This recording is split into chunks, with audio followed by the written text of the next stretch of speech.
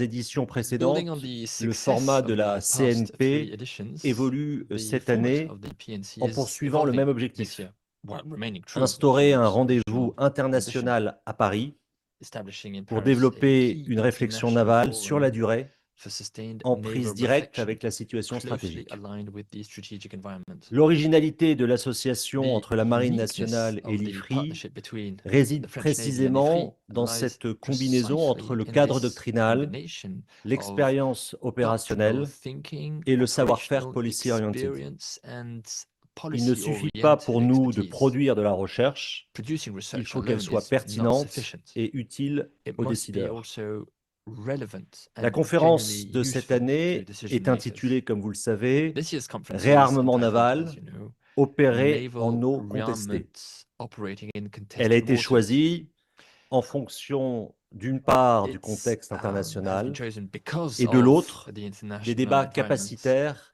en Europe. and taking into account ongoing Elle discussions in Europe. s'organise en deux volets. It is structured around En two effet, main nous avons décidé de strands. faire évoluer So indeed, we le have format avec une idée decided simple: to evolve our format with approfondir one, notre réflexion let's say, navale main idea. en So faisant to deepen dialoguer our reflection, having several levels of responsibility interact with also different sectors involved also. So this afternoon, we will hold two roundtables. The first will be moderated by Captain Guillaume Furgol. I'd like to thank him very much for his work in preparing this conference. So this first roundtable will be on the return of naval confrontation and decisive factors for victory at sea. Will be part of this roundtable 4 commanding officers who will share their first-hand experience of such confrontations. Second roundtable be moderated by Héloïse Fayet, who I also want to thank for helping in preparing this conference. The title is Industrial Dynamics and Challenges in Responding to Naval Rearmament in Europe. It will bring together representatives from the DGA alongside with 4 industrial stakeholders. This conference is a 2-day conference, so please be careful tomorrow morning to not come to Ifri here. You won't be met with coffee or croissants. Well, actually, yes, there will be, but not for this conference. As you may know, I hope so, that we meet tomorrow morning at the National Maritime Museum for the second day of the conference, together with the chiefs of staff of the American, British, Italian, and Dutch navies, convened by Admiral Vaujour, who is Chief of Staff of the French Navy. The Chief of the Defense Staff, Général Mandon, would also be with us to address the conference. And we will also have the Director General of for International Relations and Strategy, Guillaume Molanier, and we will also have 3 roundtables tomorrow. Now, this is a particularly rich program. And before I leave the floor to the Admiral, I would like to conclude by thanking Sojena and Euronaval for their support, obviously the Ifri team for their strong commitment, and the French Navy for its trust. I wish us all a very successful Paris Naval Conference for 2026.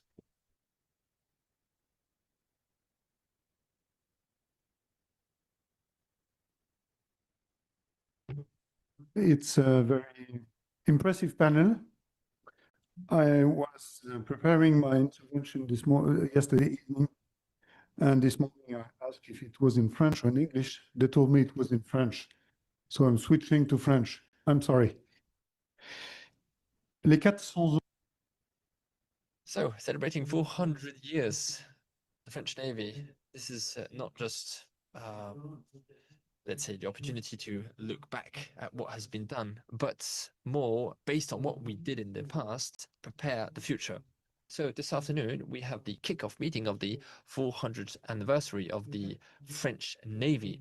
So these 400 years are not just 400 years with, nothing before that. No, it is actually reuniting the Ponant Marine and the Levant Marine. So for the translators, the Ponant Navy is the Western Navy, right? And the Marine du Levant is the Southern and Eastern Navy. So in 1626, it was the first And the Western French Navy uniting together to be stronger together instead of working in different parts, different oceans with different tactics and different doctrines. Aujourd'hui, c'est un bon lieu, Ifri. So we are here today at Ifri to discuss a good cause, Navy, and this is the right place to discuss the various issues at hand. And the 400th anniversary of the French Navy is also a very good reason to meet again. So we will be demonstrating and talking about a certain number of demonstrations. In Marseille, we will have an event near Marseille with the French president. And in 50 cities around France, we will also organize a certain number of events to go out and meet with the French population and get them to better know the French Navy. And then we will also meet again in September, on the 5th of September, for the Chesapeake battle, which brings together the French, the British, the American, and others. And this will be at the French Maritime Museum, where we meet tomorrow. Now, I really will, let's say, I am very humbled, should I say, by what I have read in the leaflet that was handed out to us. I mean, looking at who we have here in this room, it is quite incredible. And even though usually, you know, we say the only riches is that of men, I believe that the only riches is that lies in discussions and being together for 2 days. This is what actually makes this richness. This is how we create the richness. So please make the most of these 2 days together. So I will have 3 parts in my very short introduction. The first part will be 2026. What about 2026, right? What about the threats around us? I think the threats for which no one needs your knowledge or my knowledge to understand how big they are. It's also discussing with a number of researchers and experts on our alliances, our agreements, alliances that are sometimes bilateral, sometimes multilateral. It's also talking about the opportunities that lie ahead in order to make sure that we seize them. We were discussing this with Thomas. We live in a world where things happen very, very fast, and where, let's say, fundamentals are no longer where we expect them to be. The comfort zone that we often refer to is no longer actually a comfort zone, but can actually become a danger zone, right? So we will be faced with opportunities, but these opportunities, we will have to seize them because they won't come again. And then we also have weaknesses. We don't necessarily need to share these weaknesses in public, but we need to consider them, and we need to consider them closely with our allies, amongst people who work in the same environment, in order to really understand these weaknesses and ensure that we can build on solid basis. And this is what I need to do on a daily basis in my position, right? And this is the reason why this meeting is so important. Where do we stand in 2026? Now, second part of my introduction, 2030. In 2030, we need to be ready for battle. This is what General Mandon expects from us. And this is also what, and this is by nature, right, what the governments expect from each of us. And overarching, right, all of this is what the people who we stand for expect from us. No need to bring together the military, the engineers, and all these people if we're not going to do anything with this meeting. So we need to be ready. In 2030, we need to be ready, and we need to be ready all over, right? In every compartment. And especially given the type of hybrid war, the environment that we're in is even more important. So we need to strengthen our mindset collectively. We need to strengthen our resources, our means, and we cannot forget the support. Logistics will follow. But the thing is if logistics do not follow, well, we cannot win the battle. We cannot win the war, right? We cannot win a war without logistics, without weapons, without a in-depth strategy, without being prepared and being able to replace the people who have been injured or who have died. So we need to be prepared for this. We need to take this into account. We need to be prepared to attack and be attacked and so on. So we need to work in order to prepare 2030. 2030 is actually today. And so together with our partners, institutional, industrial, military, all the people who you represent in this room, right? You are stakeholders that need to be part of the discussion. And the third part of my introduction, 2040. Now in 2040, we will have overcome or gone past these shocks. So either we will have been able to avoid them, or we will have had to deal with them, or we will have been hit by them. But in any case, in 2040, we will have to go over, let's say, the state of affairs, let's say, and we will have to renew our fleets, submarines, aircraft carriers, taking into account the new tech and so on. This, all of this will have been renewed, right? And just as well. And this is obviously the way we are organized. Now in 2040, we hopefully will have strengthened alliances in an international environment which will be back to stability and efficiency. It is very much disturbed by, let's say, the actions of a certain number of players involved. So these are the three areas that I have to work on a daily basis, which you also have to work on and consider on a daily basis. And so we need this collective reflection. We need your insight in order to understand where we start, how we are going to manage the first shock, and how we will build the Navy of the future. And for the 2 days to come, I wish you very successful work. We talked about croissants and coffee. This was mentioned, I think, in the previous introduction. But, well, we are especially here to work, right? And I also wish for all of us to leave this conference with more questions rather than doubts. And also with tools that will help us in our decision making.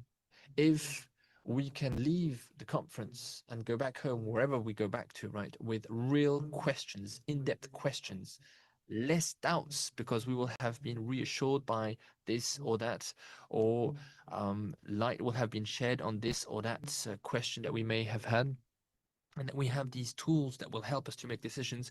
If this is the case, in that case, well, this will be mission accomplished. So thank you very much. Enough for those who have the opportunity to speak French.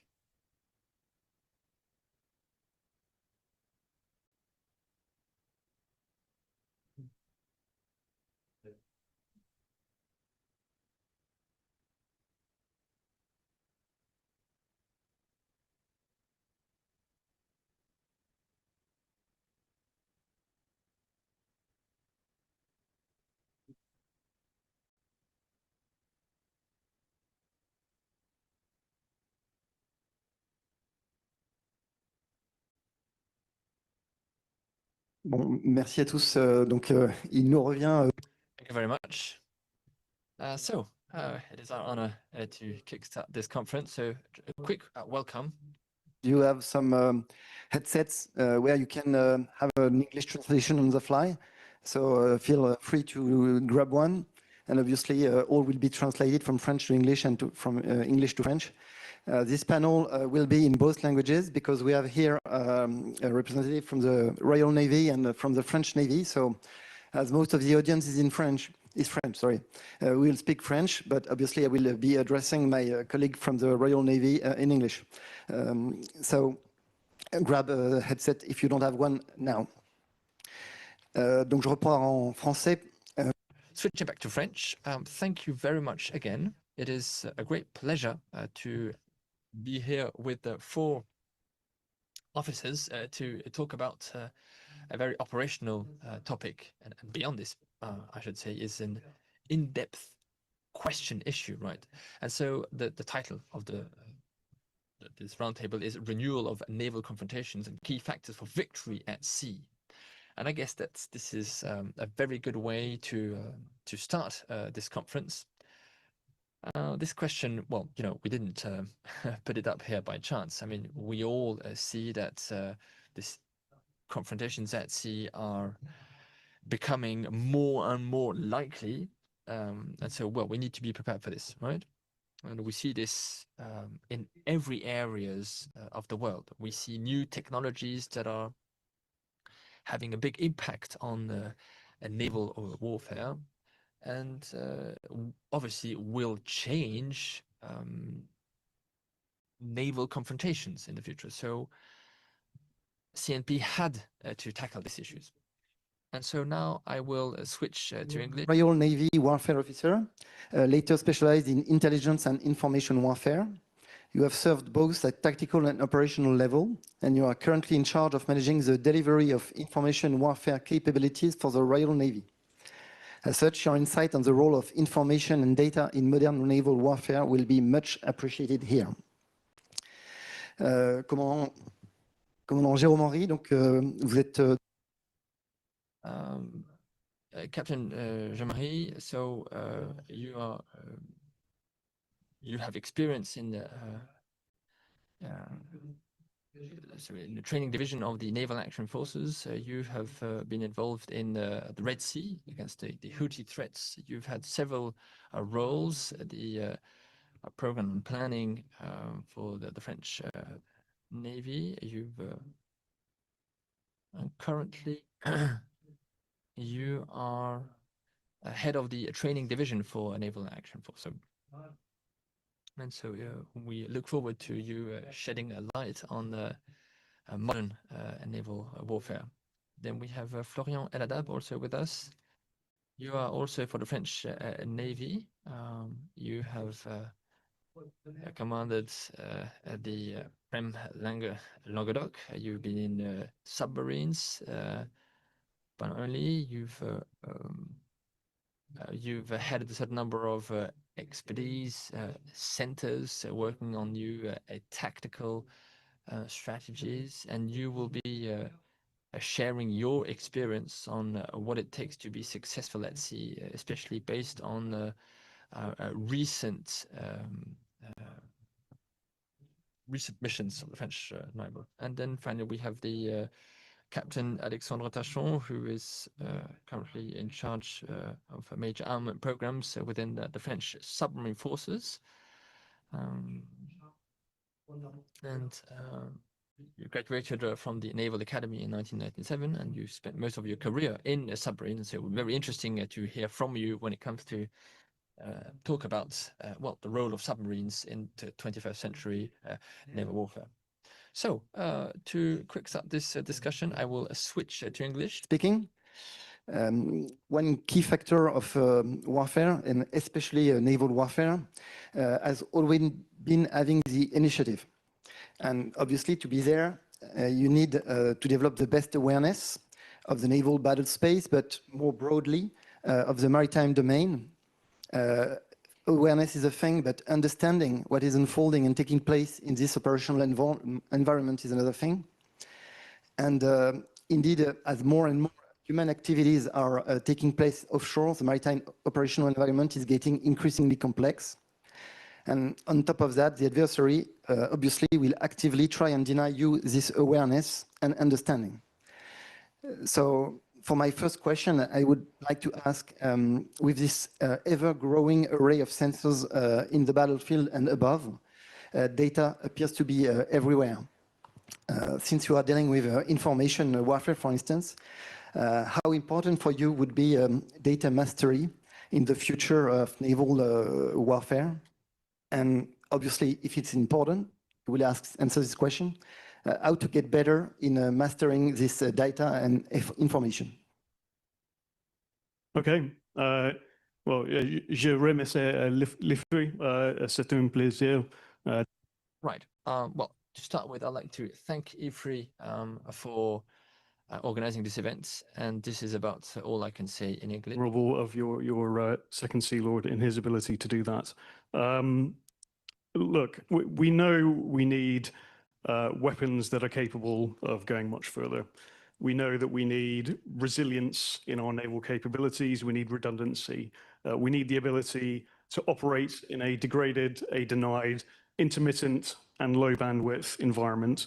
But what I want to say to you and to answer this question is, for a modern warfighting hybrid navy, if we don't have mastery of data, we're going to lose.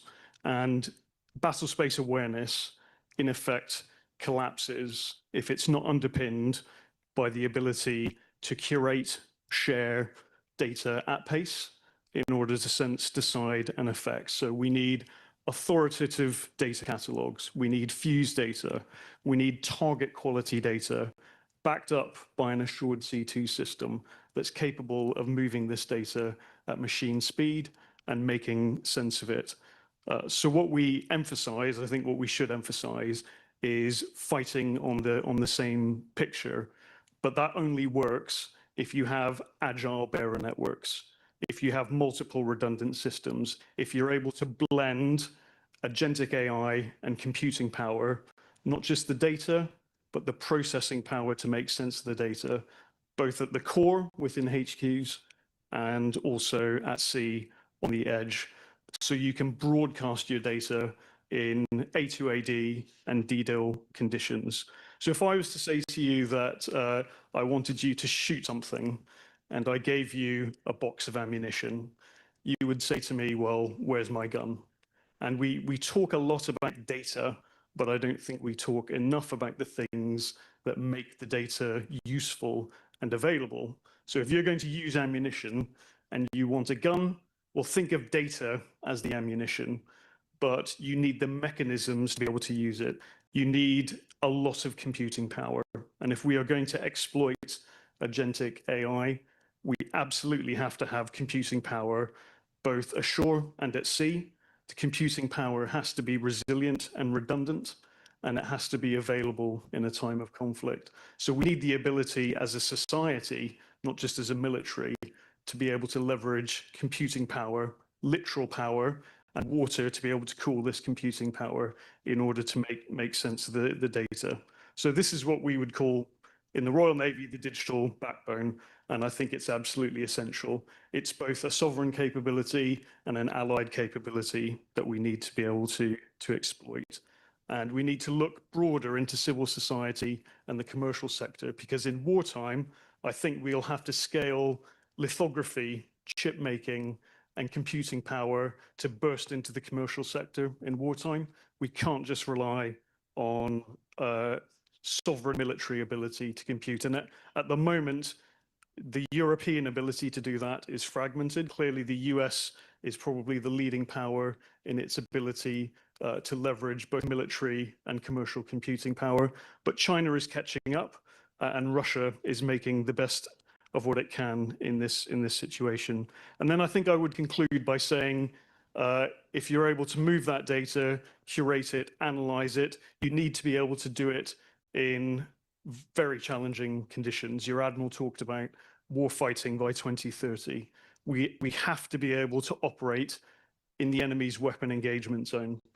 And if we can't do that, we won't survive, we'll be detected, we'll be targeted, and we'll be killed. I was in Norway recently, and we were talking about the Russian threat, and they reminded me that both in Norway and almost all the way out to Greenland, we are theoretically within the Russian weapon engagement zone.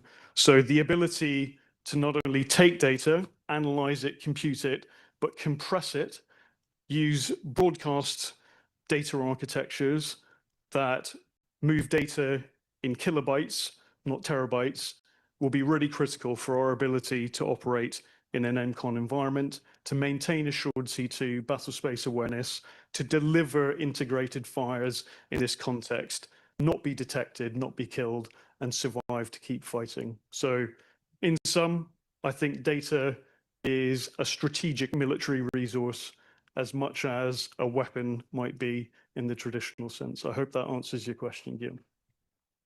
Sure. So master data, leverage and scale up, and be able to master it in a very challenging environment, obviously. So I switched to French, sorry. Well, I mean, this is a very good transition for Captain Henry. We talked about the challenging operational environment, right? And the willingness of our adversaries, obviously, to avoid us of having access to the data and processing the data. So how do you see the mastery of this, especially in the electromagnetic realm? Well, bringing back this topic of managing and mastering the electromagnetic spectrum, well, I'll link this to two items, I'd say. Drones, because drones obviously control frequencies, interception, and so on. So seeing the mass use of UAVs, of drones, forces us to increase our capabilities and mastery of the electromagnetic spectrum, and we see this in the Red Sea, by the way. And then the second part, I'd say, or the second item, which makes this mastery of the electromagnetic spectrum so important, is developing the capacity. So we talked about data just a minute ago, but being able to send the data, right, is important. We are very dependent on communications, satellite communications, and this obviously leads to indiscretions and makes us vulnerable, obviously, because, well, if you turn off the tap, well, how can you continue operations, right? So the satellite positioning is practically all over, and when it comes to the use of our weapons, and these satellite constellations that allows us to do this is closely linked, right, to electromagnetic the electromagnetic spectrum, sorry. And so it is easier now to be detected. So what can we do to avoid this? Well, we need to go back to let's say the passive approach, and this is my new cap, right? It's training the armed forces, and so we train in, let's say, battlefield environments with as least emissions as possible, right? And then we also deal with what we call collaborative combat, and so, well, obviously AI is helping us quite interestingly. And then there's also, if we look at the Rafale air support, the F4 Rafale is going to help us doing this. And then we also are working on our own satellite constellations to geolocalize our adversaries, and using all the passive sensors and captors, electromagnetic sensors. I know better, obviously, but you have others, acoustic and infrared also. So, so this is for the passive detection. And then regarding the satellite communication and positioning, satellite positioning, well, for quite some time now we've been training on this, and with the use of more powerful systems, this allows us to be much more precise in full inertia, with no GPS, in other words, right? And so we're continuing to improve this We're also working with a certain number of astral aiming systems, which allow us to aim using the stars, right? So this is one way of not having to use the satellite positioning. And then last thing, that is data exchange via satellite. So we are also training on this, and we've already able to train on a certain number of systems. But what we call back to the 80s. So we just switch off communications and just start use old systems using new techs. So with the HF, UHF, and try to be reduce the number of communications, right? Reduce the number of PowerPoint slides in our presentations when we do conferences, and reducing communication when we are in a war zone. On a évoqué effectivement la discrétion. Thank you. So we talked about being discreet, frugality, if you will, from a communications point of view, exchanges. I think we can work, if we work collaboratively, that will help us. And how can you do collaborative fighting by once being discreet and frugal? So this moves us on very neatly to the question of submarines, where the frugality of data is crucial. Commandant Alexandre Tachon, many questions here with regard to the opacity of the battlefield, with all the sensors that exist. It's very different underwater than it is above water, of course, maybe. So this discretion, which has already been native for the submarines, is that going to have to evolve with the submarine operations area, which will be less opaque, and will submarines have to adapt to that reality? Hello, everyone. It's true that to have initiative in a fight, you have to ensure that the opponent has as little information as possible. And currently, there are ever more areas and zones where any radio emission, radio wave is immediately detected, identified, attributed as being a French ship or submarine, and geolocalized. So there's practically transparency in the field, in the electromagnetic field. So acting underwater makes sense because the electromagnetic waves can't be identified. So how you can identify a submarine today and for the next 20 years, two ways. First, sound, of course, which travel through water, and the technologies have made a lot of progress over the past years with the arrival of adaptive processing, access to ultra-low frequencies.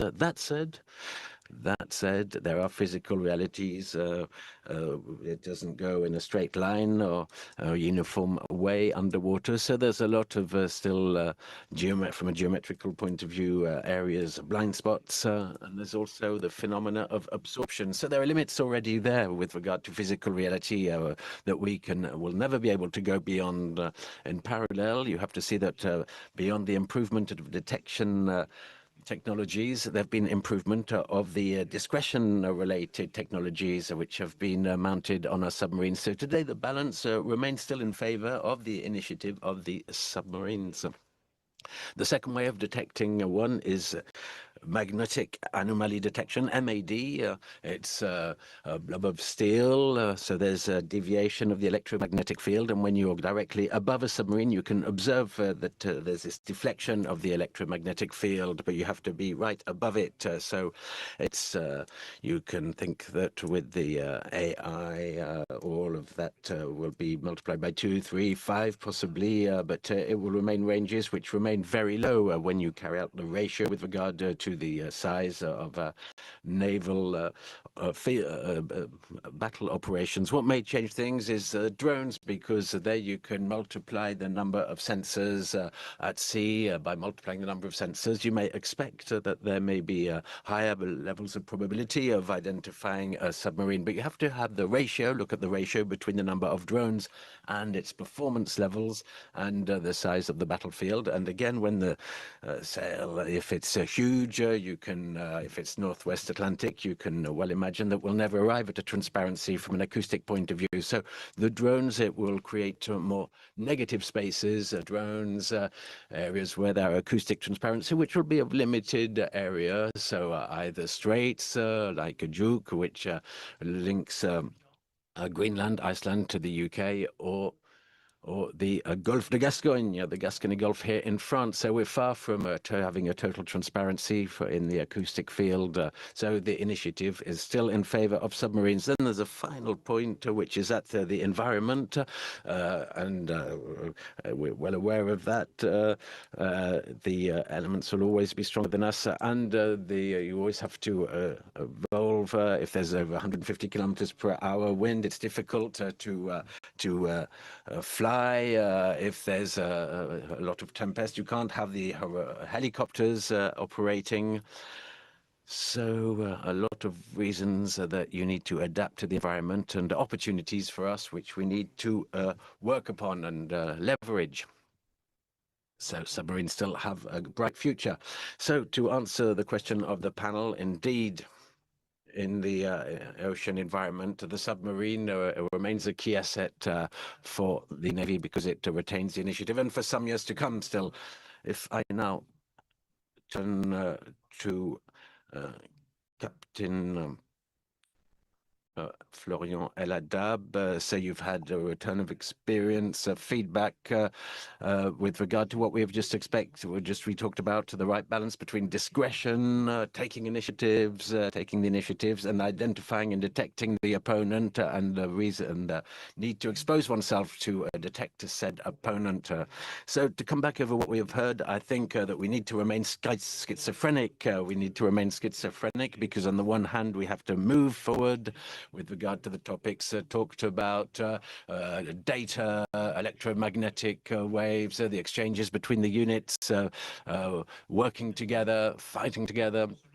But once we start the battle against the opponents, the adversaries, from a practical point of view, we need to continue when these tools are not working. Of course, we're going to build them for them to remain resilient, redundant, but we need to be prepared to continue to fight even when the tools are no longer in function. So, of course, we need to remain schizophrenic in the sense that there's a true dilemma, a true challenge, if you will, with regard to the capacity to command this form of uncertainty, not only with regard to the fact that we'll have our means throughout a battle, of course, but there's uncertainty with regard to the capacities of the opponents, because, well, however efforts we make from an intelligence point of view, what are their capacity? What do they have? The ones that will be fighting tomorrow, and there'll always be an uncertainty at that level, of course. So we need to remain schizophrenic. A lot of efforts to have the best possible tools, improve our methods, modernize them, but without ever forgetting that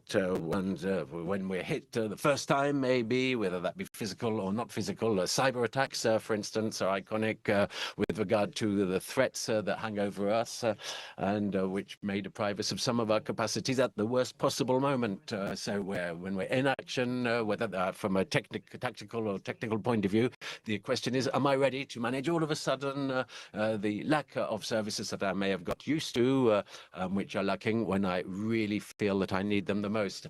That is truly, it's not a question related to capacity, it's mental preparation we're talking about, if you will, of being ready for these what-ifs. The military love that what-ifs, work on that, what may happen, what can happen to me, how am I going to react should this fail, or whatever, what are my centers of gravity, if you will. We come back to topics semantics, traditional semantics, with regard to military planning. What are my centers of gravity? What do I do if these centers of gravities are hit, threatened, no longer working, and that is my data? What do I do if I lose all connectivity all of a sudden over mid, long-term period? So that's a lot of preparation which needs to be done upstream, a lot of training, of course, practicing, back to the 80s, for instance, as we've just heard mentioned, and it's really working on the exercises to put yourself outside one's comfort zone. That's crucial. I think that sailors today, they reflect today's society, if you will. So if I take your smartphone off you and I say, okay, you need to go to l'Hôtel de la Marine tomorrow, for instance, I'm not sure that you'll be totally at ease. I'm not, for instance, when I don't have my smartphone in my pocket. I find it an issue. So at our scale in the Navy, it's the same thing. If you remove all the tools that we need today, the fantastic tools that we are developing, have developed, have access to, and all of a sudden you're told you don't have access to that anymore. How do you recover? How do you move forward? That's a fantastic challenge that needs to be explored. Thank you, all of you. So we've talked as the Major General. We'll move to a second part of this roundtable. I think we've all been following closely what has happened in Ukraine, and it has reminded us, of course, I'm sure that we all knew that warfare at sea is brutal, damaging, extremely damaging. What has always existed, if we add the systems, the crewless systems, drones, which can be exposed, no issues there. And we've seen that in Ukraine a lot, and what they can accomplish, what damage they can wreak. So that adds another component to this lethality, this brutality. We can also think about all the new systems of weapons which are emerging with questions, the ones with directed energy, the hyper-fast missiles. Additional threats, new capacity, which can threaten, of course, the naval force. In this context, it appears absolutely logical to ask ourselves questions pertaining to the impact of these new capacity on warfare at sea, and does it change the situation or not? If we can turn back to Captain Henry, Jérôme Henry, you defended ships against a number of threats. We're not talking about new generation systems. We're talking drones and a specialist of anti-air warfare. Tell us about what you believe with regard to the threat of hyper-rapid missiles. Does that change things for warfare at sea, and how can we protect ourselves against that? So what I'll recall from working in the Red Sea, it's there's a lot of ballistic anti-navy ballistic missiles. We saw that from very close, and the arrival of drones, suicide drones. We're talking here about threats on the top of the spectrum, from the very top of the spectrum to the bottom of the spectrum. There can be very cheap ones which can be mass produced, and that's what we're seeing in Ukraine, notably, where we have a huge amount of drones which saturates the anti-air defenses. So what can we retain from that? When we talk about hypervelocity or ballistic missiles, there's the ships which need to be made aware, the tracking, and then the interception. Today, we depend very much on satellite constellations. That is more around NATO, even if there's a European project which is being looked at to be developed. And then the work of interception of the hypervelocity or ballistic missiles. So we have to train with the targets which make sense, demanding ones which ask questions. And that's what our ships do when they go up into the Hebrides to take part in the supersonic works.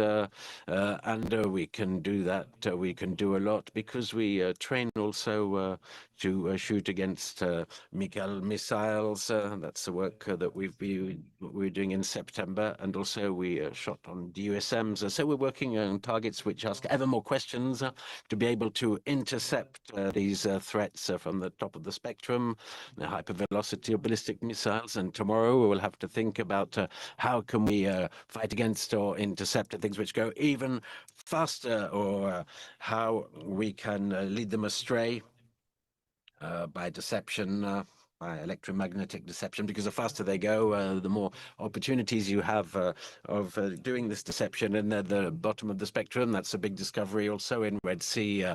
There's weapons which are lighter, from the cannons, small caliber missiles. We're looking to on our boats to add additional layers of defense, which we had sort of left behind us when we were looking at the spectrum at the end of the Cold War. So we come backing now with basic weapons, 76 millimeter cannons. That works still.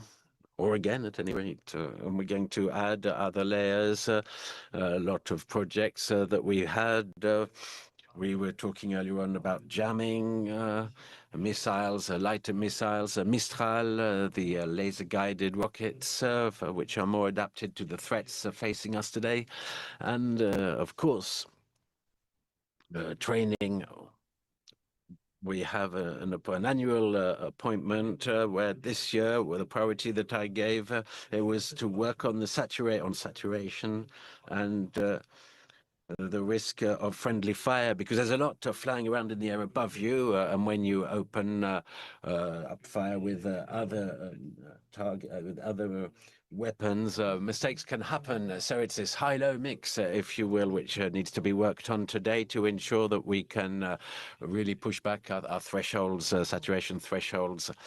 At the same time, they're good tools to attack the opponent. We're working today on the MTOs, the teleguided missiles on our ships to defend ourselves and to attack tomorrow when need be. And of course, you'll be aware of the studies of the future plastic ballistic missiles. Interesting. So a high-low mix, which is absolutely necessary to manage at once the high level of weapons and the cheaper ones, the lower spectrum. Captain Tachon now, drones under the sea. Can we talk about that? Can we imagine that with regard to what we're seeing in air, that there can be armed drones which will arrive under the sea? There's a study which has been published by Ifri recently, in effect, which could strike naval forces without attribution. And what would that change? What does that change for naval operations? And how can we protect ourselves against that type of threat of submarine drone? Yes, indeed, we can see new devices arrive at drone level. In France, there's a DRIC 116 from XL, from Thales, a naval group. There's a submarine drone, XL1, the Cuve. And recently, the Danae program has been launched for armed surface drones. So some interesting devices arriving. But for the using of the drone, I have two considerations which need to be taken into account. That is, before shooting, you already have to identify where your opponent is underwater. It may be interesting to say, where am I going to put a frigate? Well, now I'm going to be able to put 10 drones. But what will be the performances of those said 10 drones? And to detect a modern submarine today, this sonar surface that you require is approximately 100 square meters. Under 1,000 hydrophones, you will have no chance of detecting, identifying a modern submarine. So immediately there's a size-related problem, because we'll never be able to have currently and for the next 20 years sonars of such size on our drones. Second issue is going to be related to the energy and the power of computation that you need to feed all of these hydrophones and sonars, which you need to calculate and be processed. So very quickly, you can understand we won't replace the crude platforms, whether that be from a performance point of view, sustainability, or the multiplicity of the assignments that you can carry out in parallel. So the drones can complete and prolong the action of those frigates, but they won't be able to be total, decisive, or autonomous indeed. The second consideration pertains to velocity.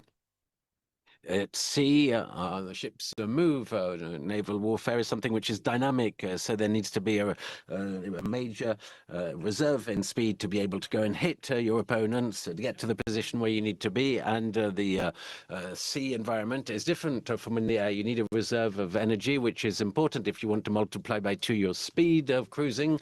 You need to be multiplied by much more the energy that you'll be consuming with your drone. So currently, for a drone, It's a torque, speed, sustainability is not good durability for naval warfare, but the drone does bring added value. Once you have a drone carrier, you can take the drone into its zone of action, and you can define a zone, therefore, of monitoring or of no entry that might be just outside your borders, or you can put that in front of the harbour of the opponent. So the drone will not be the weapon of naval warfare, but it will be the weapon which will enable you to block or to prevent options of the adversary. That's how I see it.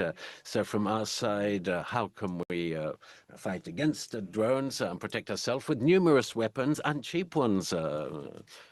And simple because they're affordable, because wanting to destroy a small drone with an Aster missile or a massive, expensive missile under the sea, that will cost us a lot from an inventory point of view and from an expenses point of view. So a major stake around the actual capacities of underwater drones. But that said, they can be complementary to manned or crewed platforms. I understand that. So, Capitaine de Vaisseau, again, El-Ahdab, we're talking about having a big presence and a fleet working in a network. What is your feeling at the end of the day with regard to the way in which you do command and control in an environment which is potentially downgraded? With you, can you maneuver when you have a lot of a big presence? How can you use your scale to be highly performing from an operational point of view? That's another stake, of course. And that comes back to the topic we were talking about with regard to data, modernizing the commanding tools and so on. Commanding a naval warforce is complicated from a tactical point of view, of course, without even entering into operations or strategy, but it's complex.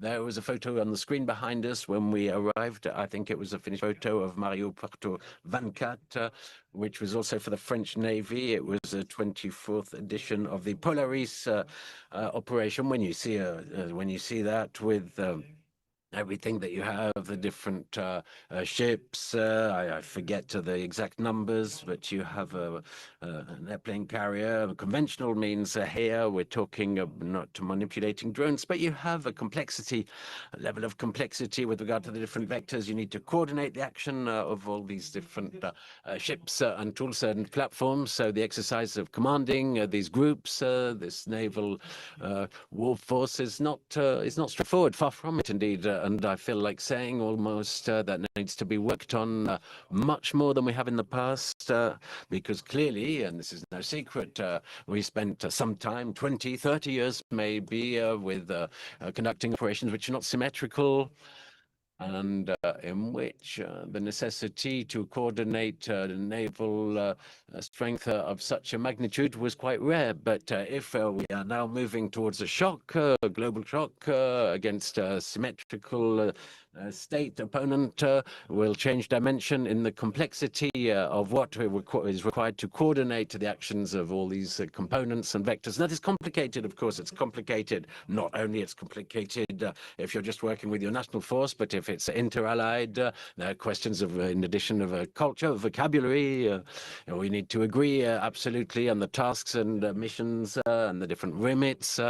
And when you add to that everything pertaining to drones, which multiplies further the complexity, so you can well understand that the way in which that needs to be under control, and that the means of fighting need to be under control, well, that is really taking off. And that is absolutely part of the challenges that we have. So from a capacity point of view, we can remain in line with the capacities of the opponent. That's one thing. But the question after that will be, can I be as efficient as they are with regard to commanding, synchronizing, coordinating everything which we have? And there's also the resolution. Am I resolved to use my means? And can we take the initiative at sea? Can our forces to engage first? That's how it will end up, or begin indeed. because no major secret here, the naval force, which doesn't engage first, puts itself in a very uncomfortable situation, and that is part of the challenge, to engaging first, to take the initiative. To address Captain McCavor, it's a very good transition because the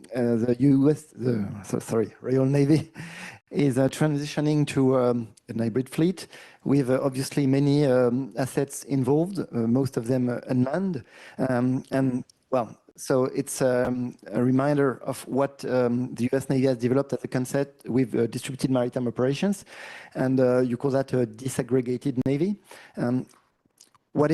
We have seen the challenge of commanding, but what is the challenge for a disaggregated Navy? To be able to concentrate fires and to produce a significant military effect when all your forces are spread over the battlefield and of different nature. It's a big challenge, one I recognize every day, with just trying to operate with 3 children and operating a disaggregated force as a family. But actually, my wife is a huge AI skeptic, or she was, and she's now realized the power of AI to help organize our family. So if it can work for my family, I think AI can be really significant in leveraging our ability to aggregate a disaggregated naval force and disaggregated effects. I think what I'd say first and foremost is hybrid is not really a choice. People talk about the risks of a hybrid Navy, but the reality is the benefits outweigh the risks. The risk of doing things like we did before, I think, far outweighs the risks of taking the quantum leap into a hybrid Navy. And I think if you look through history, 400 years for the French Navy, 480 for the Royal Navy, but nobody's counting. We've missed technological leaps time and time again. We missed the leap in terms of the breech loading cannon. And I go on to HMS Warrior quite often in the Royal Navy dockyard, and you'll see a mix of breech loading and traditional front loading cannons. In terms of the transition from the battleship to the aircraft carrier, the submarine, Admiral Wilson in 1911 said submarines will never be any use in naval warfare. He went on to help energize the delivery in 1914 of the Royal Navy's submarine force. And I think we're on the precipice, if not deep within, that next technological leap now. So hybrid is not optional, but hybrid navies impose a tax, I think, particularly in terms of the synchronization that goes with disaggregation, the multi-bearer orchestration that we need, the data compression that all of our colleagues have talked about. So the real challenge with the hybrid Navy is how to optimize disaggregation. And I think the way I'm conceptualizing it and the way others are conceptualizing it is recognizing when you need and don't need to control elements of a hybrid Navy. So we've got to be really clear on the language that we're using. An uncrewed system requires constant connection to operate that craft. An autonomous system has quite a degree of latitude and control. So the way we operate those means that, for one, we need a really strong, resilient bearer network, but for the other, we need autonomy, delegation, GPU, edge compute. But I think AI can really help us in this respect. We've talked about how we need to manage and curate and move and understand data. I talked about data as the ammunition, the GPU compute is the gun. Well, if you use AI, you turn the gun into a machine gun, and you weaponize your ability to use data at a significant rate. And what I think that unlocks within the challenging bearer network that we've talked about thus far is the ability to let autonomous systems do what they need to do, but also to integrate autonomous, uncrewed, and crewed systems within a local task group context or spread over a very wide geographic area. So the volume of data that we're going to need to deal with applies just as much for a task group of hybrid vessels as it does for a really dispersed package of autonomous and uncrewed systems. And I really like the way it was described earlier in terms of the deep level of autonomy that submarines require. So when we're talking about disaggregated forces, do we need to talk to them all the time? The answer is no, certainly not in the submarine fleet. So the balance means we need a lot of edge computing on board the autonomous submarines, but maybe in a hybrid context with a tight task group conducting air defense or anti-submarine operations, we can have an uncrewed mix versus entirely autonomous. So for me, what underpins all of this, the ability to operate that disaggregated force is a genuine maritime fighting web that, as our colleagues have talked about today, incorporates a high-low technology mix, leveraging older systems such as HF, but are virtually unjammable and mean we can continue to communicate, utilizing lasers and 5G, 4G where necessary, but operating within low detection thresholds. And AI can help us turn large volumes of data into small packets of data that allow us to take command of that disaggregated fleet, remain undetected, and still survive to fight. So I hope that answers your question. And I'd add one more thing. There was a question earlier about air defense, targeting, etc. My personal view is always shoot the archer and not the arrow. So the best defense is an offense, in my view. Thank you. Thank you very much. I switched back to French, so you can put your headset. You're coming back to French, so put your headsets on. Coming back to managing a high-low mix of technology with uncrewed systems and crewed systems and managing that complexity. We haven't yet spoken about the human factor, not entirely. Now, given this challenge and the complexity of the battlefield that you have described very well indeed, the main question in naval combat is the human factor and crews. Now, given this new context, what role will the human factor continue to play? For this, I would like to start with Captain Tachon. We know that the submarine forces are very well known for being demanding for the Navy, and the need for rigorous training and to generate loyalty. Because, well, my question is, the operational environment we're describing, will it make these difficulties greater in the future? And how do we prepare submarine people for the uncertainties described and for increasingly stressful submarine environments? Well, the submarine generations before me tracked the opponents a lot. In my generation, we have more and more information, missions.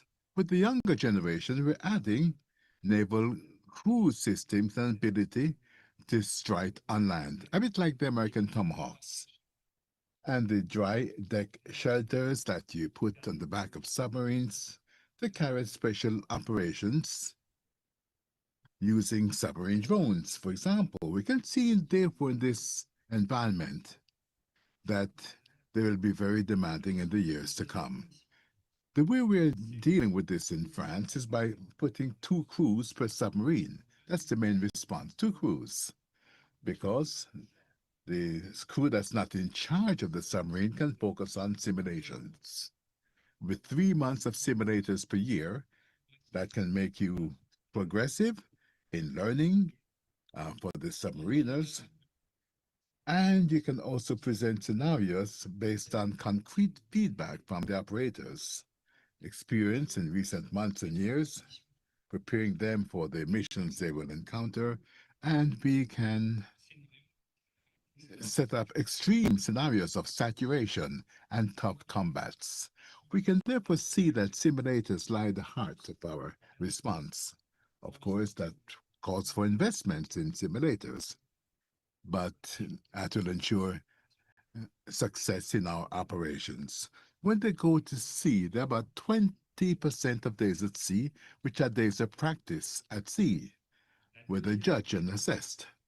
The second response that we offer to meet these challenges is to navigate. So you navigate, our crews spend about 100 days at sea per year per crew, and that's the right compromise, especially with the new generation of submarines. They have an autonomy of over 2 months at sea.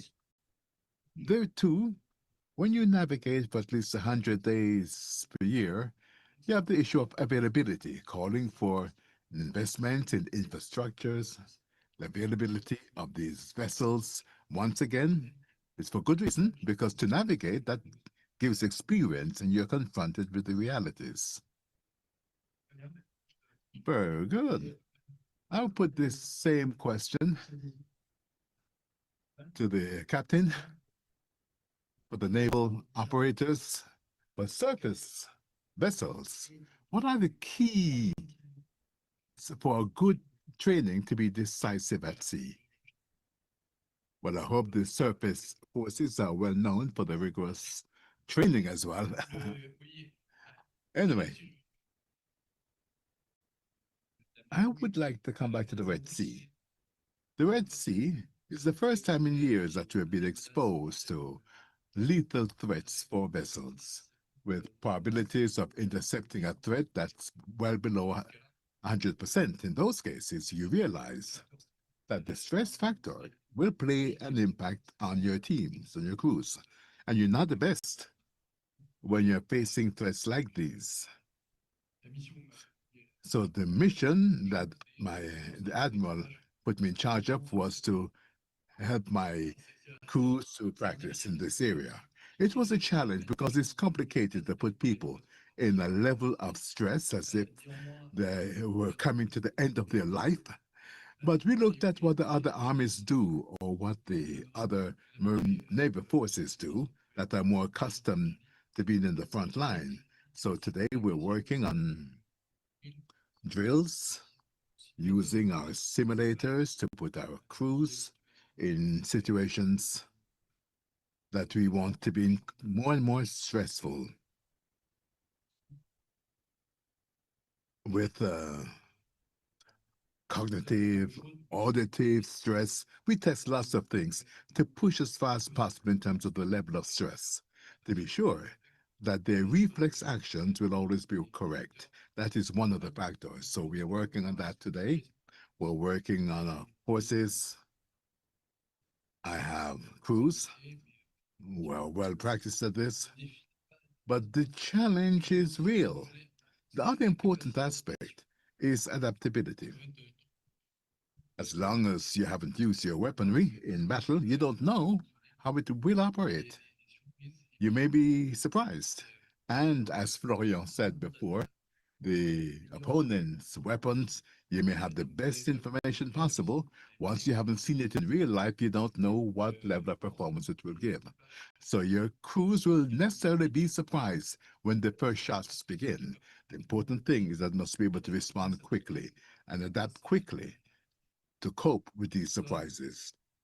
So how do we work on this in our training courses?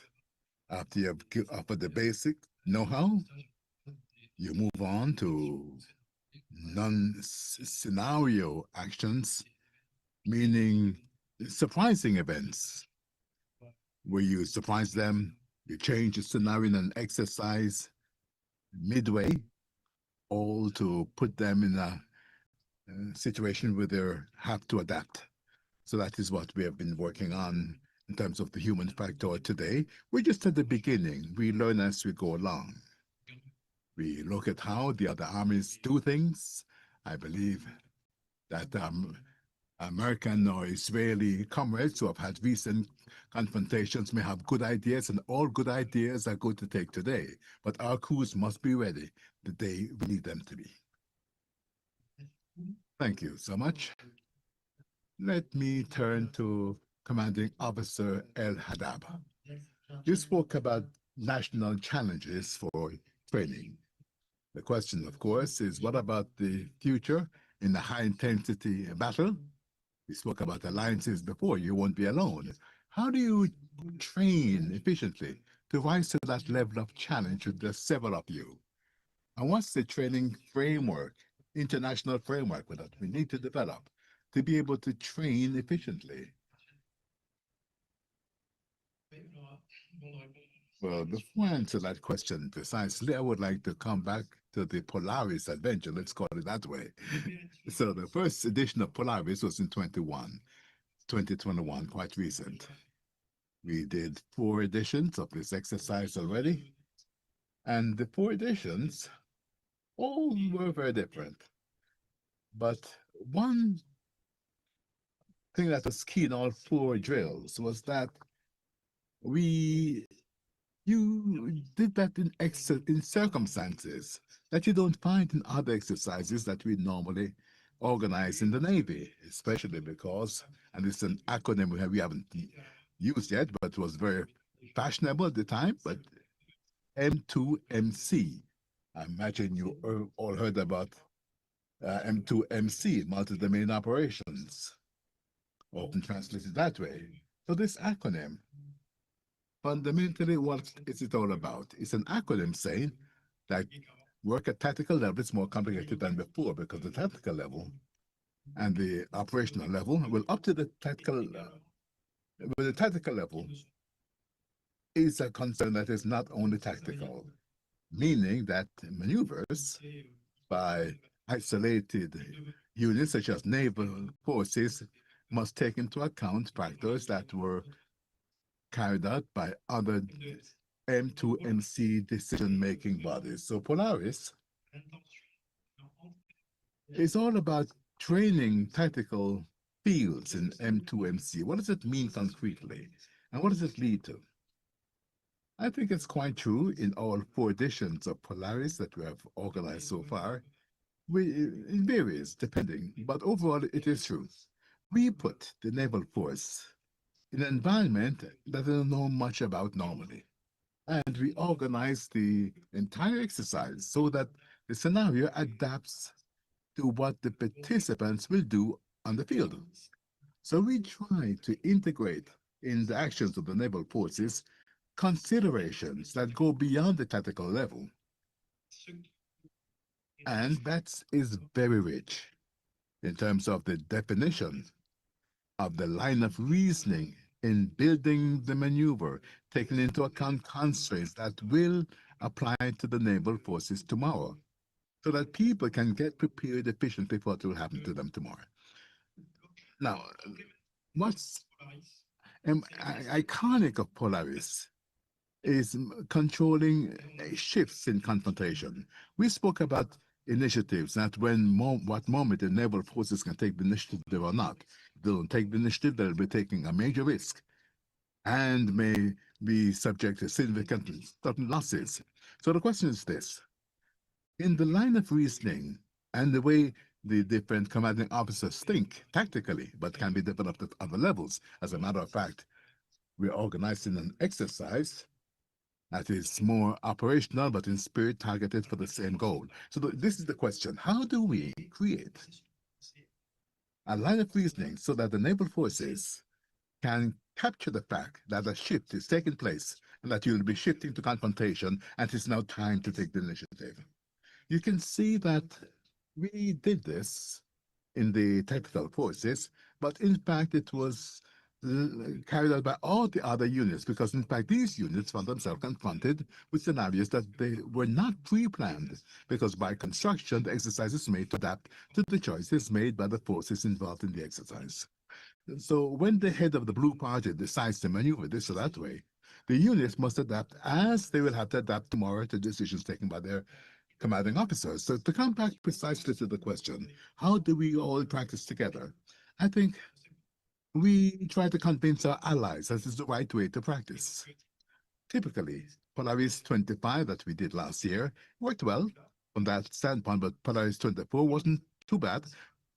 Polaris 24 mainly with the Italian Navy, 25 last year with the NATO #1 forces, SMG-1, we have changes and things, doesn't matter.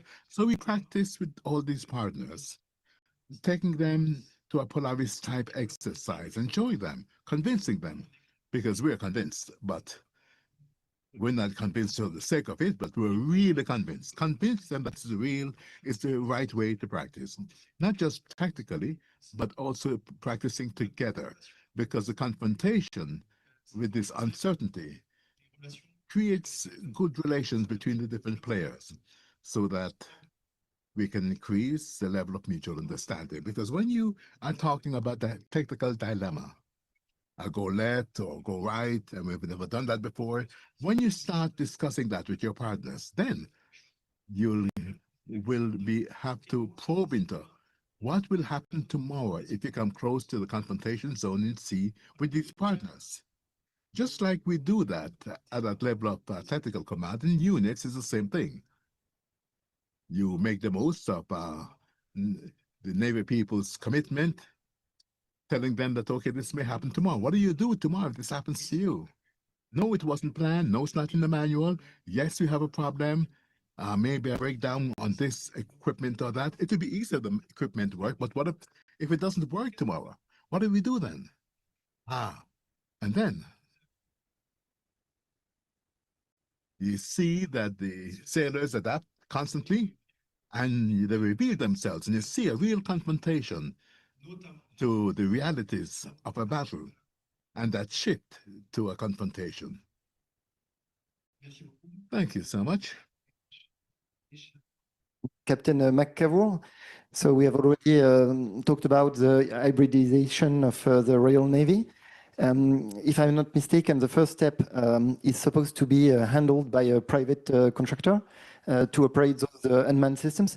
And to me, this raises the question of how to train sailors on the ships, but also ashore to operate those systems. And obviously, with a hybrid navy and a disaggregated navy, this makes things more complex. So how the Royal Navy envisions this training and preparation to handle this problem? Can you hear me okay? Yep. I've got a very good Italian friend who's moving back to Italy soon. And I asked him, what is the thing you're most looking forward to about going back to Italy? And what's the thing you're most worried about? And his answer to both questions was Italian people. Apologies, no offense meant to any of our Italian friends in the room, but it really reminded me, and it reminds me over and over again, and listening to the other panelists speak, people is the biggest problem and also the solution to the hybrid navy challenge. A close number 2 to that, I think, is culture. I think, as we've talked about before, the hybrid navy is not a choice. We need to move forward. I've talked already about examples in the past where we didn't move forward fast enough. But the technology for the hybrid navy is there.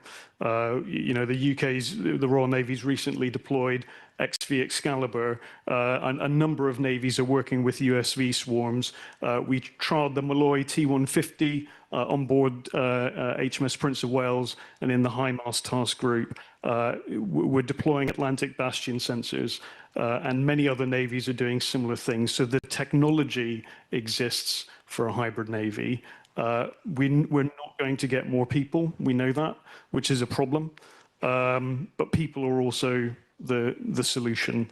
And I think the almost easy flippant answer to your very complicated, deceptively simple question is changing the culture of our people first to adapt to a hybrid navy. That's both on an individual level, an organizational level, and a governmental level.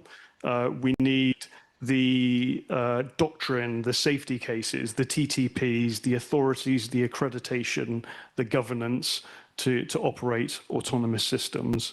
But then when it comes to training our people, and I'm not corporately sponsored by Nike, we just need to do it. And moving forward in a direction will be much better than waiting for the 100% solution that will never come. So we are just deploying uncrewed and increasingly autonomous systems.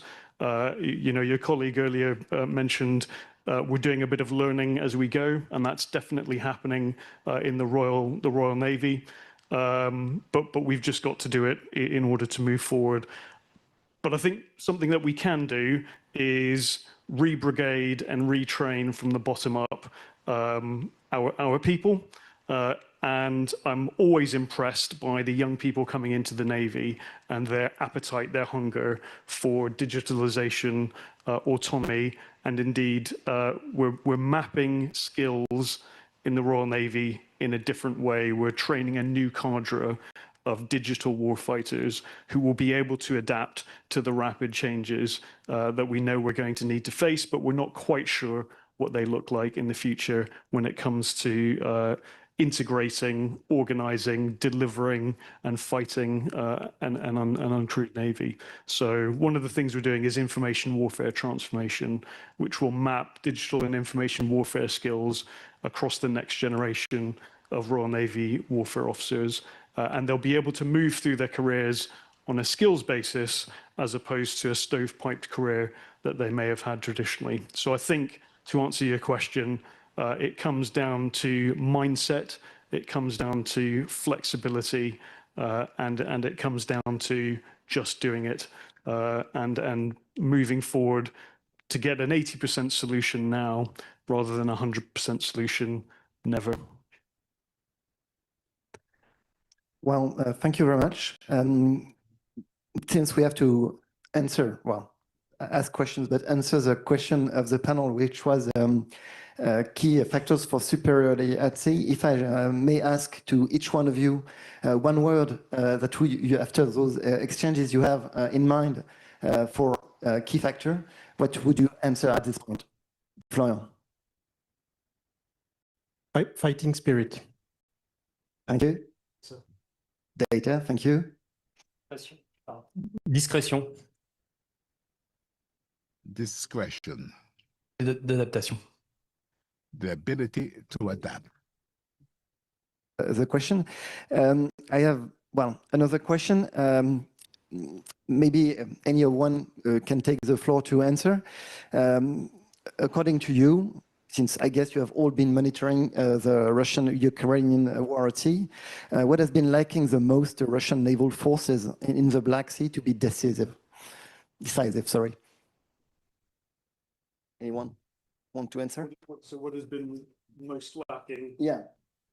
I think the Russian Navy's been so bad, it's difficult to find one thing. So the Moskva sinking, I think, really highlighted for me the sense decide effect conundrum. There were certainly material issues and defects and training defects within that ship and the way that the Russian fleet was thinking and operating in the weapon engagement zone of its enemy.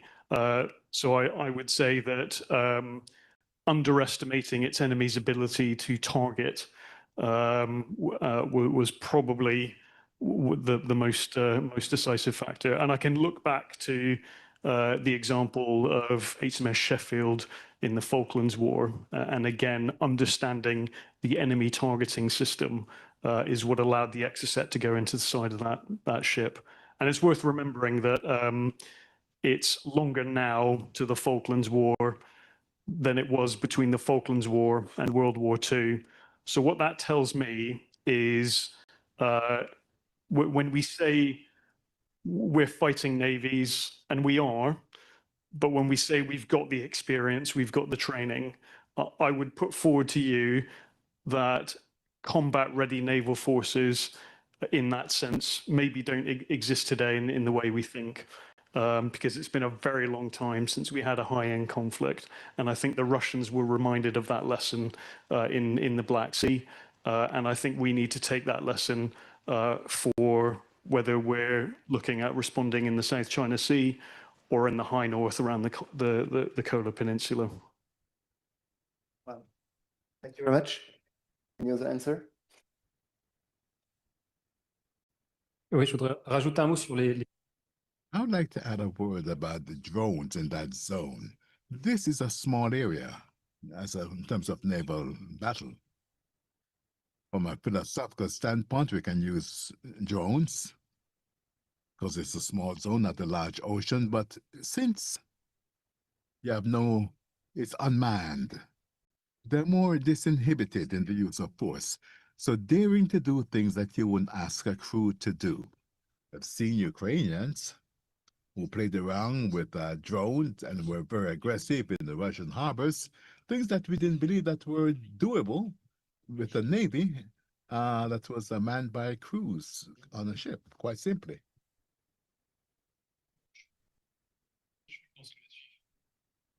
I think we must remain modest, though. If you think about the iconic events such as the attack on the Moskva, we don't have all the keys to it, but there are things that didn't work on the ship. And now, coming back to what I said earlier, once you enter a real battle, there are things that don't work. And that is where I come back to what I said at the beginning. Either know how to adapt quickly and not be surprised, or you'll be at a loss. Yes, that's what was said earlier. We still have about 20 minutes. I have lots of questions, but I will move on to a Q&A session. Don't hesitate to put your questions in English, in French, or for any members of the panel.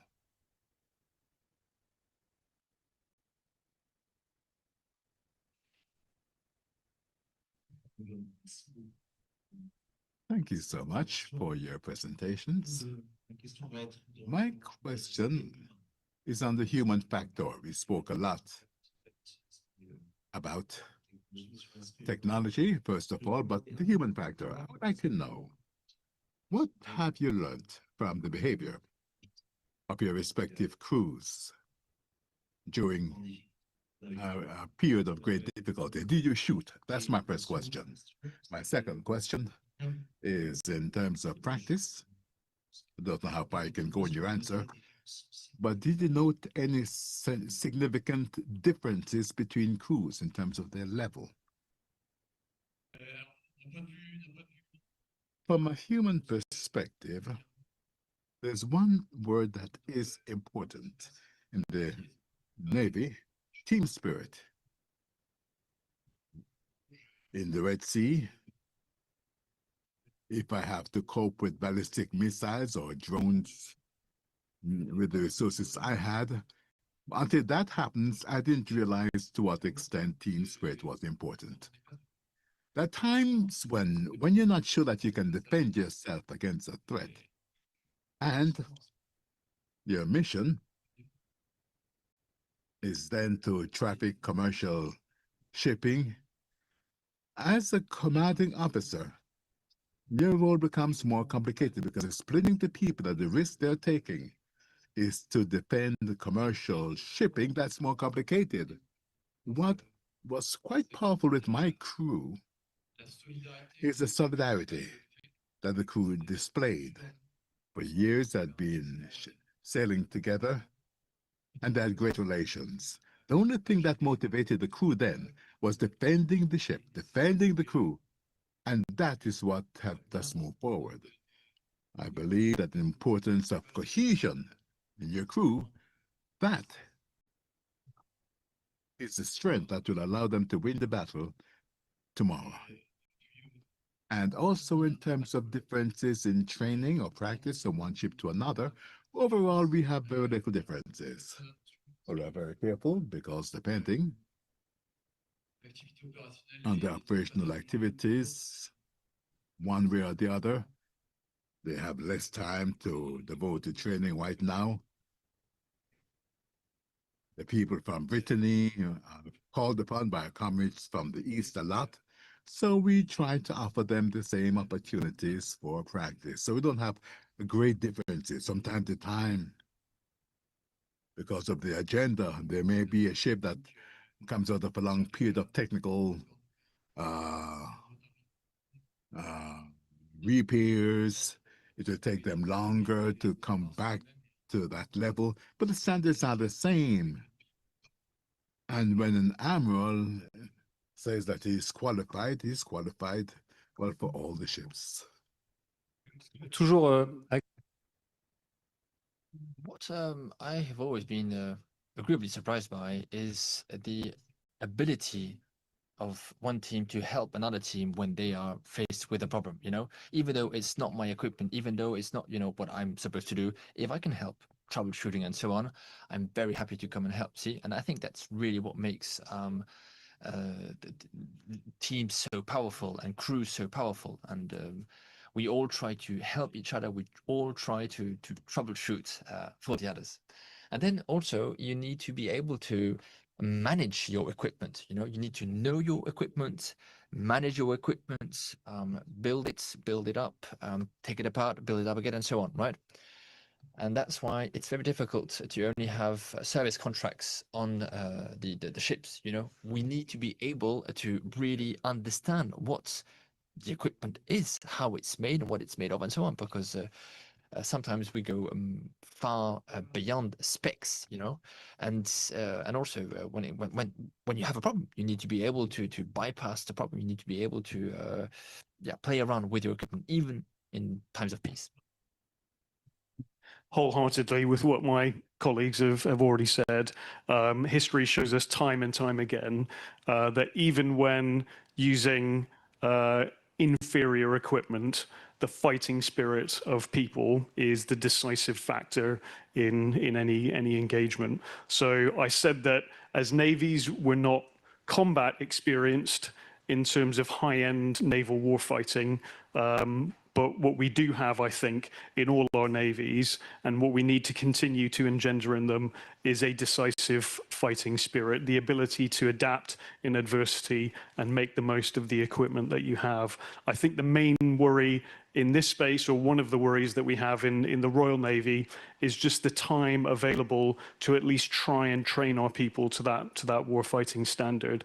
When we've got fewer and fewer platforms, maintenance and availability is an issue, training consistently gets compressed. So I think if we're going to engender that warfighting spirit and maintain it, and have that culture as a decisive factor in battle, we need to invest more time in high-end warfighting training than I think we currently do.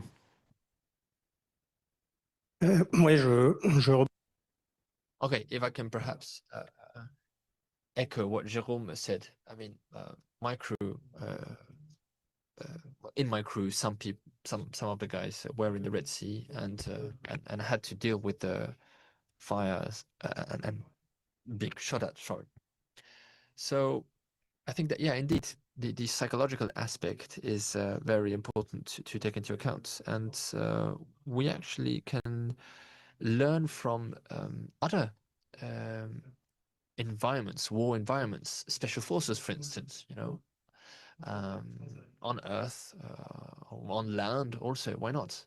So making sense or giving sense to a mission is very important. And then during the mission, when it really comes to battle, to a fight, you see that the guys, the team, they fight for each other, you know? And that's the real driver. It's not the mission, but the immediate driver is saving your life and saving your body, you know, standing next to you. So, yeah. And I'm here kind of talking about things that have been mentioned by people who are much more learned than I am and who have written books on this anyway. But I think it's very important, yeah, to take into account the psychological aspect, let's say. Listen, I'm a sailor, right? And a year from now, some of the crew members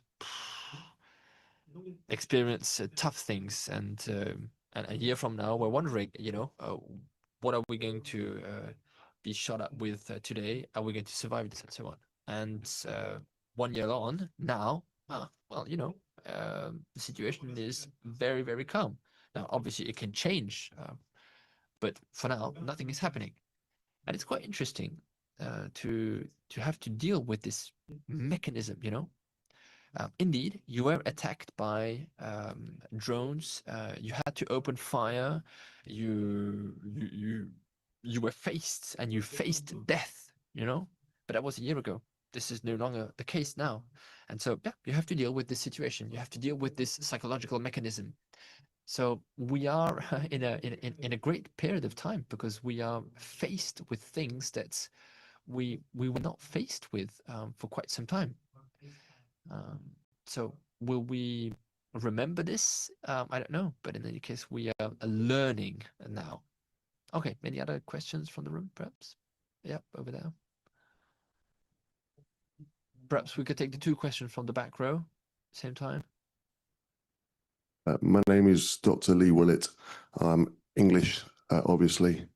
My French is very bad. When I was 15, a French boy I met on holiday taught me to swear a lot in French, but that's about all I can manage. So if English is okay, I'll stick to the English. We've talked about lessons from the Black Sea and lessons from the Red Sea, but we might be looking at a fight in the North Atlantic and the Baltic. I'd welcome the comments from the 4 officers as to what lessons they think might be relevant from the Black Sea and the Red Sea that are relevant to the Baltic and the North Atlantic, please. Thank you. Une deuxième question au fond. On va prendre la deuxième question en même temps. Let's take the second question. Wittenberg, Defense News. Une question sur le rétex de la mer Rouge. I have a question on Retex from the Red Sea. If I understand correctly, one of the French Navy's decision is that in such an operational situation, they have more crew on board, and the stress on board was at such levels that you needed to have more people on board. If I understand correctly what Captain McCover said, that is an issue for the Royal Navy, perhaps not that much for the French Navy. Could you perhaps tell us more about the need to broaden, enlarge the size of the crews? Captain Henry, you talked about training the teams with more simulation tools and so on. Could you perhaps describe more what you do? Do you use loudspeakers in the training ground? So how do you do this with very loud sound? How do you do this? Thank you very much. Do you want to go first? Just on the question about lessons. So the way I'm viewing this at the moment is if Russia is a tornado, China is climate change. We've got to view the existential, globally changing, pacing threat of China. And I think the work that the US Pacific Fleet, Indo-PACOM, is doing in thinking about high-end naval warfighting is probably the best on the planet at the moment. So why not aim to compete with the most serious threat that exists on the globe at the moment in terms of naval warfighting? Now, what I think you can do is take the lessons from China, refract them through the prism of Ukraine, and extrapolate some really interesting answers about how we fight in the Euro-Atlantic theater and in the Arctic. And what thinking about China tells me, looking at what Ukraine has done and extrapolating that into the Atlantic and High North, we've talked about many of those aspects today, but I think operating within the WEZ, the Weapon Engagement Zone, and being comfortable doing that in terms of managing your ENCOM, moving data, and supporting your ability to generate fires at pace is really, really important. But the key difference between Russia and China in their ability to generate a WES is the end-to-end kill chain. China has persistent surveillance of the first island chain and very high levels of surveillance. In the second island chain, China's ability to find, fix, and target carrier task groups in the South China Sea in the first island chain is an extreme threat. Russia's ability to do that in the high north isn't as persistent and isn't as good yet. In 2003, I think George Bush desensitized us to the axis of evil. The reality is the axis of evil does exist now, if you want to call it that. You look at the confluence of Russia, China, North Korea, and Iran, the technology transfer between those countries, the ability to refract some of the Ukraine lessons to your question, the ability of Russia to adapt over the last 4 years in terms of its ability to target and generate a military industrial complex means that I think there is a real possibility that Russia could close the gap in its ability to find, fix, and target in the Atlantic and high north. And Russia has the weapons, you know, the Kinzhal, the Zircon, you know, the list goes on in terms of weapons that have 1 to 2,500 kilometers range. So you're in the weapon engagement zone. But what Russia currently lacks in terms of ISR and targeting capability, I think it is learning the lesson that it's going to close that gap. And just in terms of the question on people, I might have misunderstood the question, so apologies if that's the case. I don't think we're going to see more people on ships. We literally can't afford to increase the number of people within our navies. And society, looking at demographics, I don't think that trend is positive anyway. So we can't not have people, but we need to buy out the gaps we're going to have in people capability with autonomous systems and a hybrid navy. However, bridging the gap from uncrewed to autonomy, I think will take more people in the short term to man the ops rooms, to manage uncrewed systems as we train people up to learn how to operate a hybrid navy. I think we'll see a little bit of a bulge. I don't have exact numbers for you, but that's the trends that I think we're seeing at the moment. Thank you. Jérôme, sur la question sur l'entraînement et puis également. Okay, Jérôme, on the training and the size of equipment of the crews, sorry. Well, regarding the crews, I wouldn't draw a parallel with, you know, a situation under stress. I mean, we have many more actions, indeed. We're multiplying them, you know, with special forces, with drones, and with these new additional missions that become reality, right? Lead us to increase, or could lead us to increase the size of our crews. Yeah, that's perhaps the way I would go about this. And then regarding preparation to stress, what we are exploring this, right? And what we have tested currently, I mean, if for instance, we have a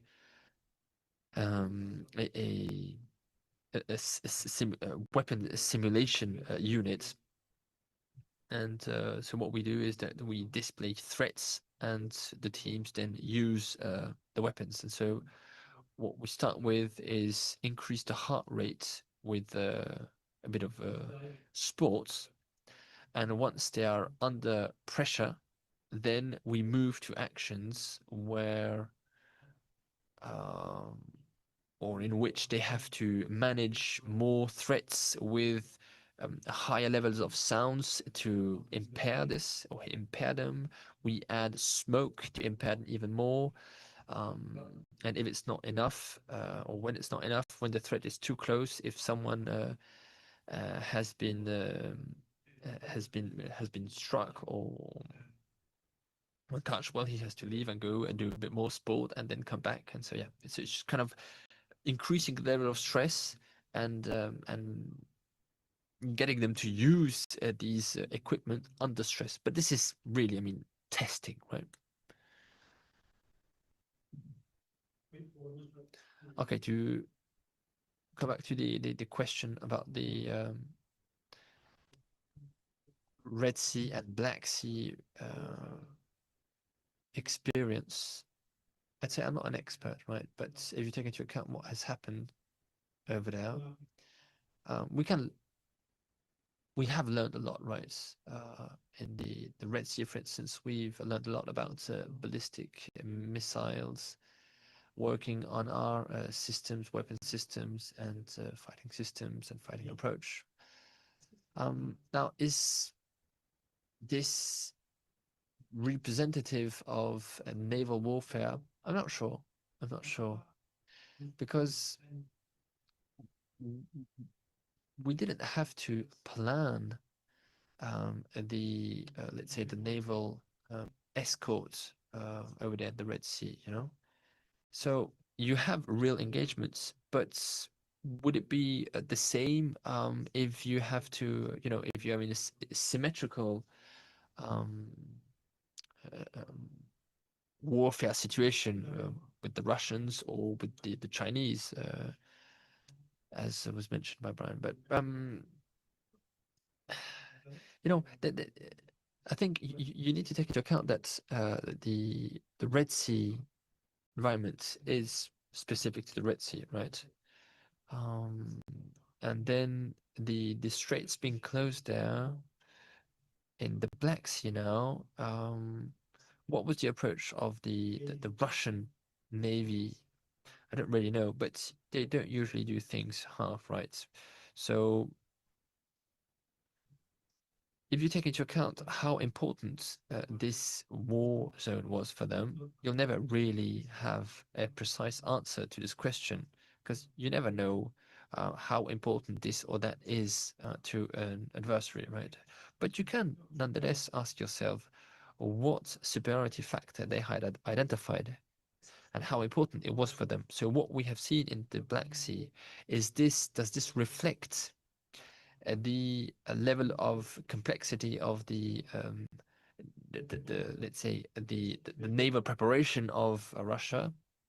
I don't know. I mean, some things obviously are quite interesting and are true, but then especially when you look at the technical aspects, but it's just a small part of, let's say, an answer to the question. So you can take things and you can learn from some things, but I wouldn't come up with a generic lesson learned from the Black Sea and the Red Sea that we could then transpose elsewhere. So you need to be very careful about what you observe and especially what you say. Right. Well, this brings this panel discussion to an end. You certainly have many more questions, but what I suggest is that you keep these questions for the break. We have a 30-minute break, right? So you can walk up to our panelists and continue the discussion with them. As it was said in the introduction, right? Well, we need to ask questions and we need to leave here with many, many questions, many more questions. So let's make the most of the break to ask these questions. Let's give a big hand to the panelists who did a very great job. Thank you very much, gentlemen.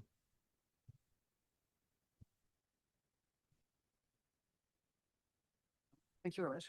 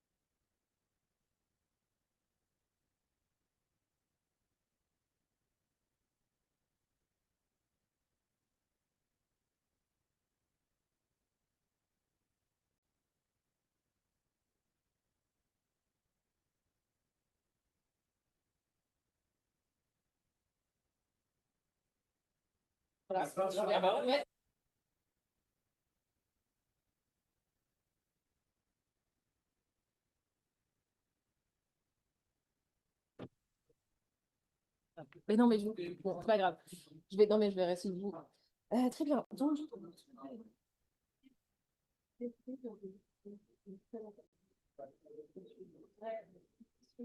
Donc la même question. Paris, après janvier, après Ifri, on avait et après, on dirait ensuite les PCC, je savais que vous avez reçu. Oui, c'est 1 à 2 chacun en fonction du champ. Il faut que ce joue quand c'est que. Ouais. Très bien. Bonjour à toutes et à tous. Je vais vous demander de reprendre. So, welcome back, ladies and gentlemen. So we can start the second round table of this conference. So I will stay standing here. As you can see, all chairs are taken, limited space on stage. Round table completely in French, this one. Don't forget to pick up some headsets at the end of the room, and the speakers will take care of not speaking too fast, and so the translation, I hope, will be accurate. Donc, merci à toutes et à tous pour votre. Thank you, all of you, for this, for your presence in this conference, looking at logics and industrial logics of naval rearming, a round table organized precisely with the help of the industrialists represented here. Of course, Excel also. We thank Excel for their activity. Will also be with us tomorrow on another round table. After having talked about the operational stakes, the human stakes, also with the representatives of the Marine Nationale and the Royal Navy, absolutely logical to look at the issues pertaining to the industrial issues with good, healthy representation of 4 industrialists from the defense industry here and of the French Defense Procurement Agency, DGA. We have Marie David, Deputy Director of the Naval Combat Management Unit for DGA since December 24. You joined DGA in 2005, several technical positions that you occupied there. And then you joined DGA in 2017, and you worked also on the Corfu operation of the Land Army. We also have with us Vincent Martineau-Lagarde, your executive VP for surface ships for Naval Group since September 24. You work also for the new generation of elements. 1994, you joined the group and you met many programs at FREMM and the Barracuda. Also, Jean-René Gourion, you are Deputy Chief Executive Officer for MBDA France since June 21 and Business Sales Development France for 2018. Notably, with regard to the missile network, long experience on the group that you first joined in 1989, and you were director of the Aster missile program that provisions the Marine Nationale. Also with us, Thierry Vallerers, your VP Rearm of Europe for Thales since September 25. You joined Thales back in 2003, several executive positions in engineering, notably on project management. And Olivier Burin-des-Rosiers, you're the Navigation Programs Director and in charge of the business line for navigation that we talked about for Safran Electronics and Defense. And you are very familiar with the maritime realm because you were in the, you had a long career on submarines, notably for the Marine Nationale. All 5 of you, thank you for your presence here today. And I'll start with a question for all of you. So, faced with the return of high-intensity war, we can realize that naval rearmament is indispensable. There are already dynamics which have been launched, but there are also major challenges which occur with regard to this naval rearmament, capacity-related urgency, industrial constraints, budgetary constraints indeed. And the first question that I'll put to you is, how is this effort sustainable over time, maintaining at once imperatives of European cooperation, pan-European cooperation. We're talking about European naval rearmament, and some of the companies you represent today have a European component, and imperatives of credibility and of operating performance. So we'll start with you, Engineer General Marie-David. You have 7 minutes. We'll start the clock now. Okay, very good. Hello, everyone. So first off, I'll start with a few figures to put into perspective what we call rearmament, naval rearmament. So our program 2430 military, I think this figure will talk to a lot of people. It was 413 billion euros budgetary forecast, which should be increased by 36 billion euros, which we called overmarch politically, and a figure that you don't hear as much. It's that sum of 430 plus the 36 represents an increase of 50% with regard to the preceding midterm plan. So that shows a lot, says a lot with regard to this rearmament, that the world of the French defense industry as a whole, it needs to face up to. With regard now to the maritime and naval domain, the unit, the Naval Combat Management Unit that I belong to, looks at the programs of armament for the Navy outside, not to dissuasion, and what is what flies, drones notably, which is not managed by us, but within this scope. Orders which go through this combat management unit is 7.5 billion euros, which is a colossal. Of course, it is driven. Of course, last year we carried out the new airplane carriers, new generation. But in spite of that, we're faced with amounts in 26. There are orders of 5 billion. These would not have been envisaged just 10 years back, indeed. These are orders which are going to be pertaining to all industry, a certain amount of major weapons, major elements, fifth FTE, for instance, FTI, but also a multitude of other orders of a smaller magnitude, which patrollers, ships, frigates, drone systems, etc. In spite of these budgets and major amounts, of course, in the most recent budgetary exercises, like other capacity-related plans that have been spreading out, and some programs have been stopped or there's not been fulfilled. So there's a paradox there. It's that this budget that the nation provides us with is a major effort, but it remains constrained in spite of everything. And it's in that framework that collectively we are committed to spend it in the most efficient way possible. And that is where we look at the notions of war-related savings and of European cooperation, two pathways, of course, which we look at in this budgetary context. So what are we talking about when we talk about war economy? Since 22, since the President of the Republic, Mr. Macron, launched, if you will, this concept at the Eurosatory trade show. The DGA, the French Defense Procurement Agency, and the defense industry have been working on a number of ideas and of projects for war economy. I won't cite them all, but those which are important, the major ones with regard to what we're talking about today. Of course, there are the pathways with regard to visibility of public orders. There needs to be visibility to our industrialists with regard to public commands. That's what LPM is working on very much on the production capacity. We're talking about production chains, of possibly having a strategic stocks with regard to the supply chain, diversification of our sources, for instance, finding double sources and reshoring where necessary, and two other routes which are maybe a bit more looking at the soft, if you will, one pertaining that we've tooled faire autrement, doing things differently. We'll talk about that, I'm sure, shortly with regard to simplification of our acquisition, of our procurement processes, of our standards, of the specifications imposed upon the manufacturers, and an HR-related hub looking at the industrial reserves.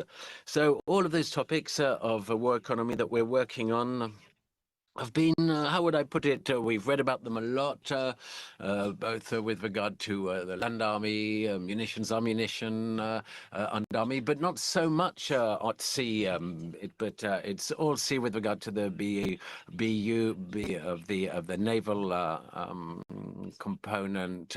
What is the technological and industrial defense basis for for the Navy. It's some 1,000 employees, and the portfolio in inverted commas that we follow, monitor, that 250 which are seen as critical, judged critical, which couldn't be difficult to be replaced. Today, we believe that it is absolutely in measure, this DBTI. It's not saturated by public orders. I won't talk about the major order givers, but for projects, the intermediate projects that we have nationally and the shipyards, the model that we're looking to attain is a model where they would have approximately 20% of their turnover, which would be dedicated to military infrastructure that would make them more resilient.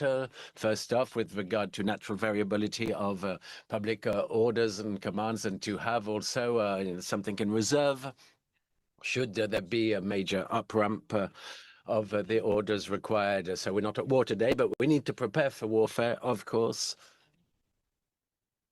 As I was saying earlier, with the defense budget from a GDP point of view, which it's currently closer to time of peace than of war. I'll give the example of the patrols roturier. It's seven ships that the DGA ordered in 23 to three different shipyards, Socariman, Pierrot, and CRM. So they'll be producing identical ships, shared design, who will produce a series, and they've grouped together to work on this as a GMES model, which is quite original. At any rate, it hadn't been used in the past, and enables for the Marine Nationale, on the one hand, to have a delivery which is more rapid than if it's just one shipyard looking after it and working on it, and each industrialist does not have their tools saturated by defense-related products.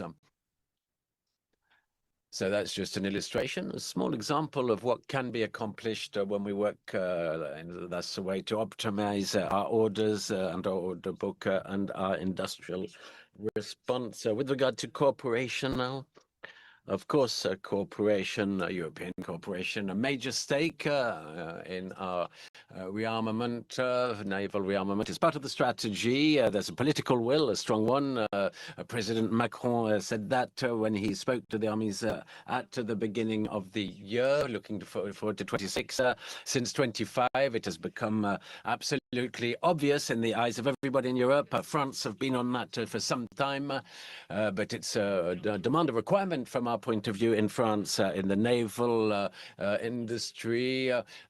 We have done that in the past in a fruitful manner. We have a privileged partnership and link with Italy from an industrial and capacity point of view. We're preparing, for instance, together the renovation of our anti-air frigates. I also want to talk about a project because in the first round table, they talked a lot about collaboration, collaborative work. We have a project called Inexos, which is quite dynamic. There are 8 participating countries from throughout Europe, which is precisely a project of standardization of the ways in which we work.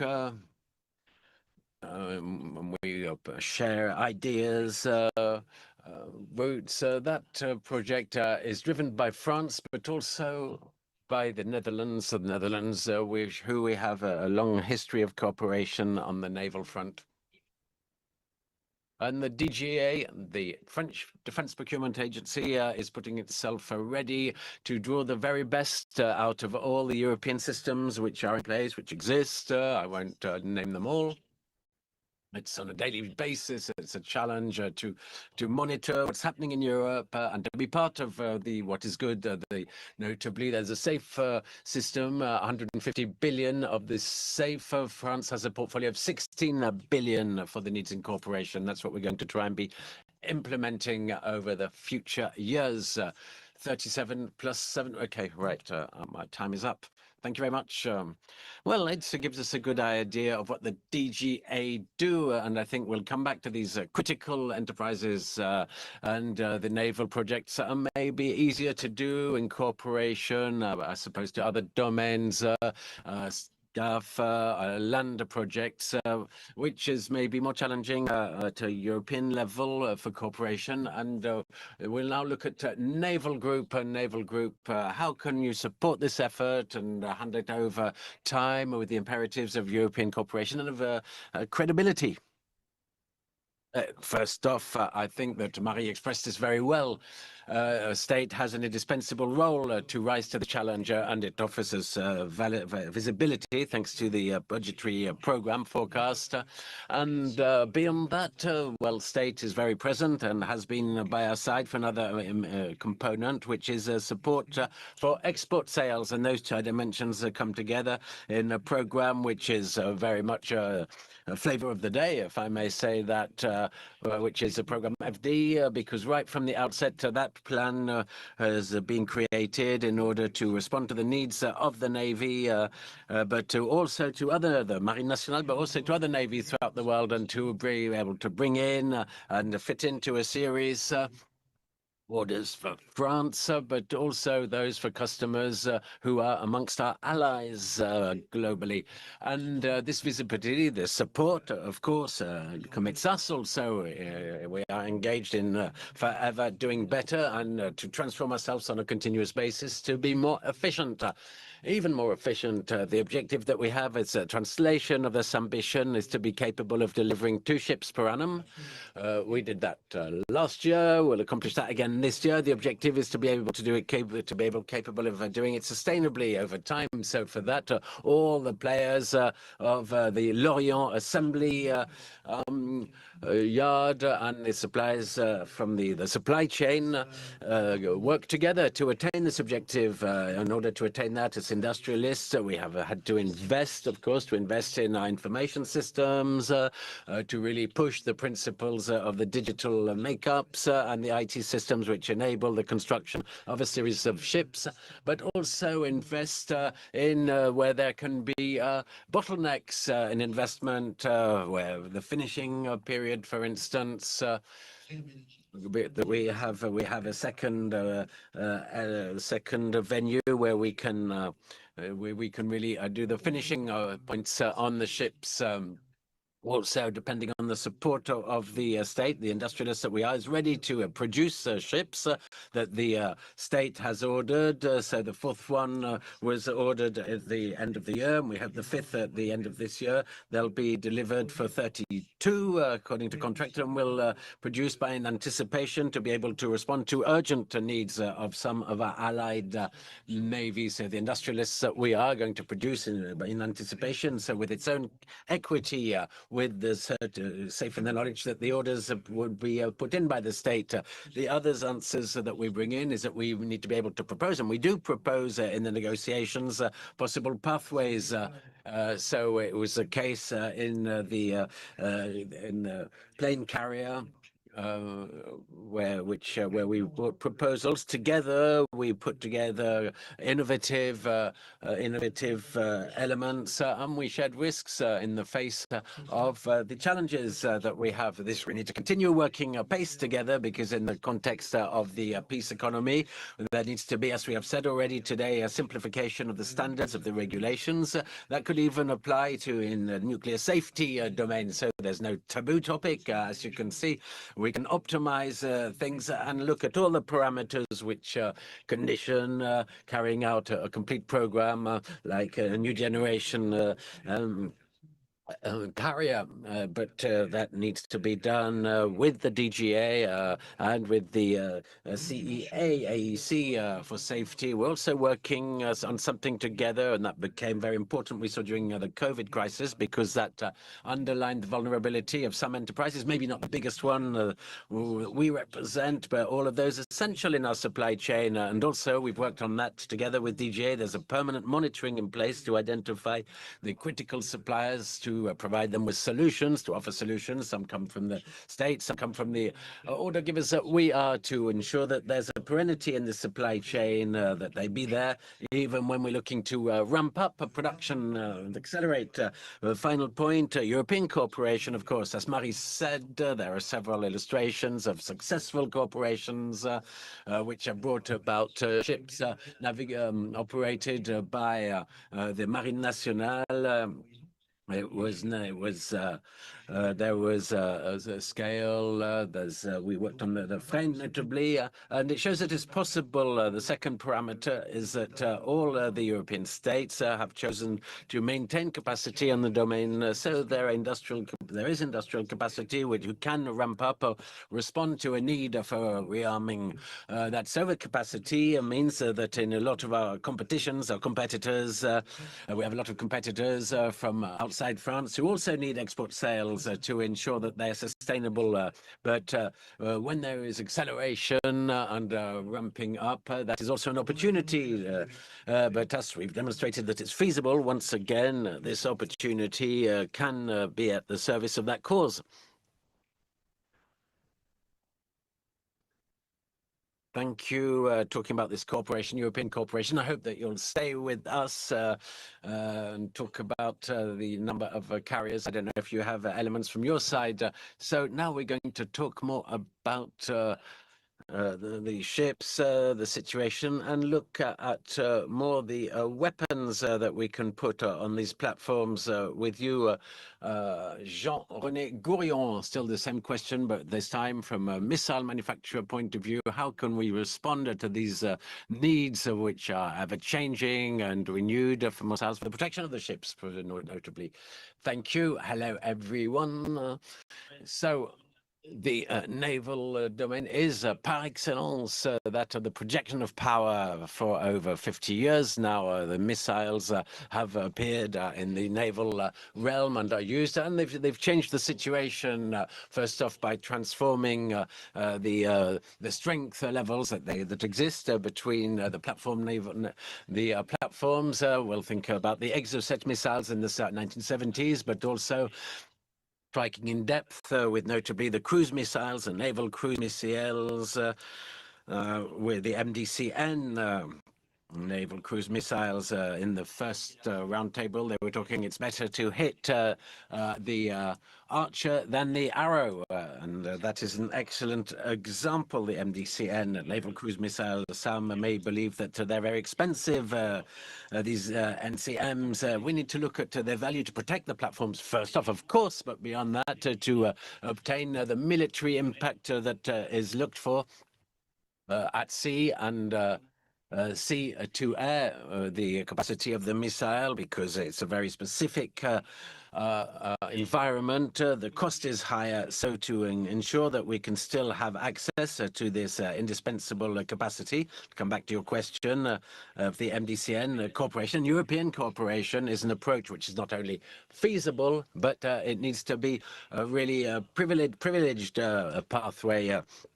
And there's the MBDA experience shows how important that's at the heart of sovereignty, MBDA missile systems, but we are, that said, a multinational company with the results that you know. So the history of MBDA demonstrates that it is possible to have access to critical level capacities without giving up strategy, the different strategies that can be put in place, different solutions or criteria which needs to be added to interdependence that can be chosen and wanted indeed.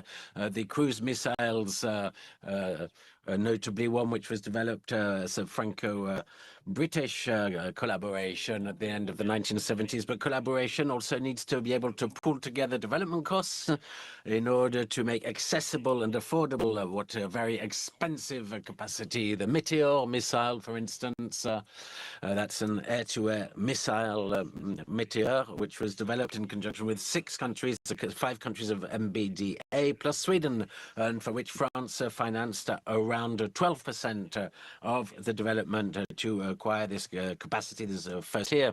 Third, when the volumes are grouped together, the procurement is grouped together. We attain a critical mass and weight, which makes the more affordable access to this capacity. And then the export domain, you talked about that just now.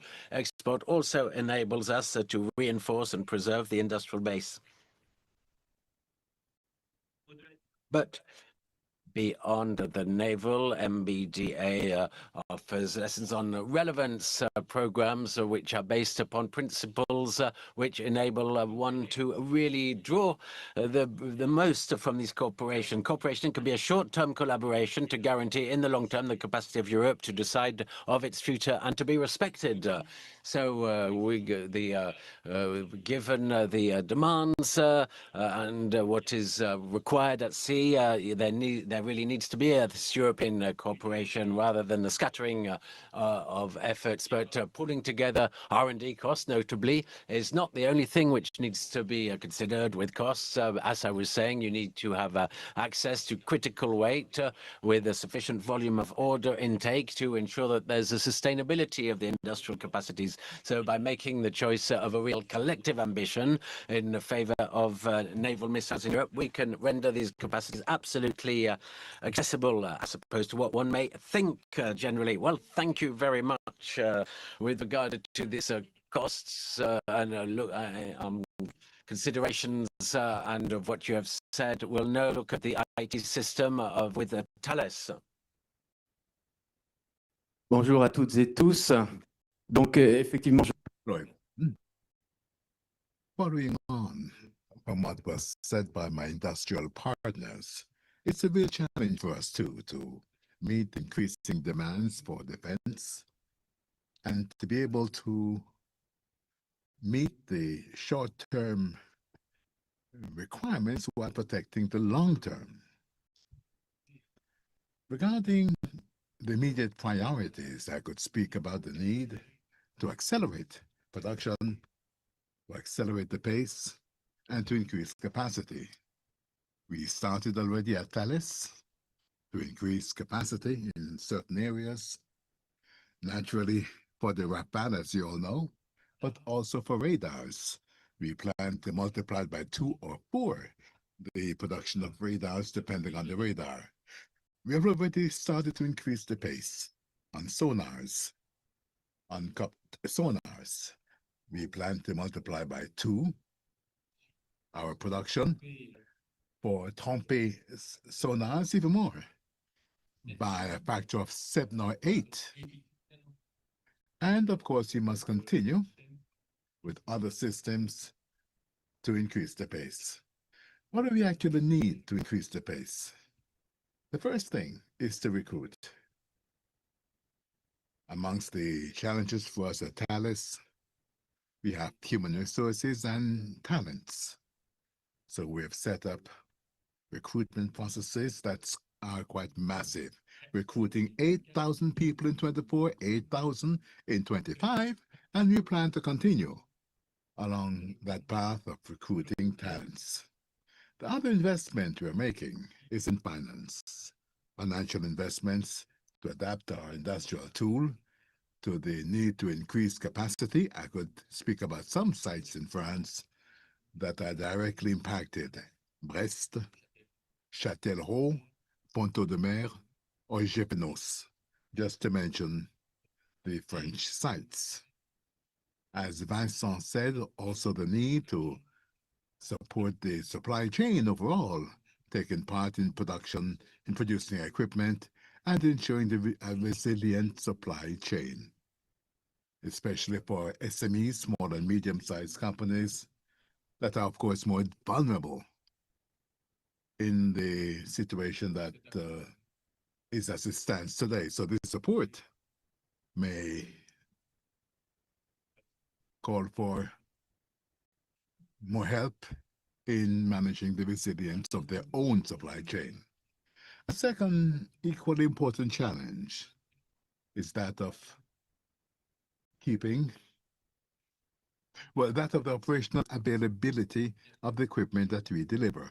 We must deliver quickly, and I'm sure you agree with me, but you must do so, and this is just as important, to improve on operational availability of the equipment. So we have taken some steps to improve operational availability in our architectures, our digital architectures that are distributed, more resilient, and also through a better use of onboard data.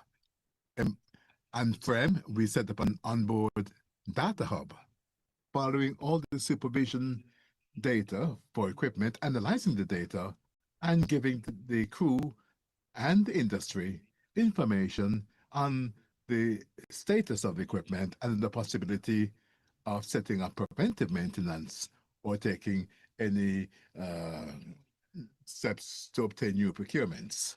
We also carried out different tests to lend greater support to older equipment with what we call overcare to accelerate repairs. And in this field, lastly, we seek to localize as close as possible to our clients, the Navy, repairs so as to make the system more responsive. That is true in France and also in most European countries where our customers are. A third area is in innovation. We are convinced, and Thales is, of course, very much in love with innovation.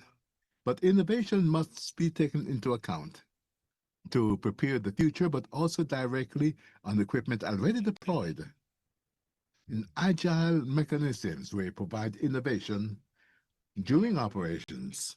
But I won't develop on this in particular. We'll talk about that later on, I believe. So these are the main areas, and of course, cooperation. Since it is a part of the question that was put to us, we have a certain experience with cooperation because Thales delivered to 52 navies around the world different equipment, equipping over 500 vessels around the world. We are operational in over 20 countries in Europe, and more particularly in the field of defense in the UK, the Netherlands, in Germany, and of course in France. So we have a certain experience with our partnerships, and in Europe in particular, we equipped fregattas in the UK, the Netherlands, Germany, Poland, Spain, and France, of course. So cooperation is complex. And for us, it is a priority given the current context. Marie-David pointed this out. The DGA supports us in these initiatives when it comes to European mechanisms in particular.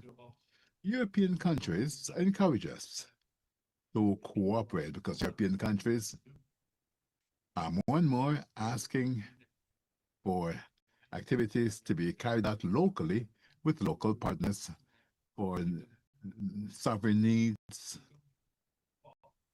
And at the same time, Europe has set up financial mechanisms that are great incentives for cooperation. So it is now imperative. And we do take that on board, presenting a certain complexity, as was pointed out earlier. And the challenge for us is for this cooperation to bring together forces so that together, by bringing together the skills, we can build more efficient systems with the focus on cooperation rather than on industrial equilibriums. Thank you very much. It was very important to point out the importance of MCO, especially when done outside of the zone of comfort of the Navy. And this is a topic to be discussed tomorrow, where we'll be speaking about carrying out operations in depth in the deep oceans when we speak about the Navy. Olivier, for Safran, the same question on cooperation of the long term and naval rearmament. I'm coming after everyone. They said lots of things I wanted to say, but that's okay. We'll repeat a bit. Safran, equipment provider, mainly aeronautics, 95% of our business. Lots of civil operations, but you have Safran Defense, 80% defense, 20% civil for the Navy. I do include those in the skies, helicopter engines for the Navy as well. And at Safran Electronic Defense, we have inertial equipment. Started over 100 years ago. We delivered the first equipment for the Navy in 100 years ago. We may tell you more about that when we move on. Optics, defense optics, electronics. We work with Naval Group and other European systems manufacturers, but not only. Defense too, with Prévigence. We have increased the Navy's ability to process data, improving the system by 60%. Just to give you an idea. Marine as well for 2 ASMs. We work a lot with systems manufacturers. We have cooperation that is bilateral in Europe, in Asia as well, India and Asia. 80% of Safran electronic defense is done abroad, 20% in France. Thank you to the DGA and the state and the systems providers for trusting us. This is what allows us to do the 6 province for battle and to sell equipment abroad. Selling abroad. Lots of our customers now ask us for projection transfers. We haven't spoken a lot about this, but we sell an inertial central, but with a part of it made in the other country with whom we partner. And that allows us to consolidate this business. We spoke about human resources over the past 3 years. And Safran Electronic Defense, 20,000 people. We recruited 5,000 to increase our business and to stick to our short and medium-term commitments. The same thing for HR and for major investments, transforming our existing factories and developing new factories. We have 7 plants in construction today at Safran around the world. Also in France, we double our capacity at Nourrisson, and we're now looking for another plant. I will tell you a bit about it later on. So it's particularly important, therefore. And thanks to international operations, we can develop our business. And also thanks to the French state, we have a long-term visibility, enabling us to look towards the future and make these investments. We're investing several hundred million euros to develop and build new plants. So that is particularly important. So that's it for me. Thank you very much. Several of you spoke about the supply chain and access to critical resources to manufacture high-tech components, raising the question of access to these resources in a context of geopolitical tensions. Taking the example of semiconductors made in Taiwan, maybe coming back to you, Thierry, for Thales. This risk on the supply chain, How is it taken into account? I'll put the same question to Safran just afterwards. Absolutely. For us, it is a major challenge to secure our supply chain. So we have set up business continuity plan in each area, analyzing risks that may be geopolitical, economic, cyber risks, a great variety of risks. So there are some measures that we have already taken. Multi-sourcing, that was mentioned earlier by Marie David. Wherever possible, having several sources so as to have secure supply sourcing. Also, in some cases, we localize in France. Today, for French defense equipment, the vast majority of French, we have many French suppliers, but we have decided to create partnerships, to create local clusters. The last partnership was with Foxconn and Radial in the field of semiconductors. As you know, semiconductors, we're seeing a growth in demand that is really huge with AI, 5G, and the automotive sector. So there's a need to have a secure business in France. Also, the production of printed circuit boards in one of our plants at Thales is done locally. So these are examples, and this helps us to have a more resilient supply chain. One last example is storage. Storage is not the solution. That's the most efficient economically speaking, but in some cases we store components as well. A question from you, Didier.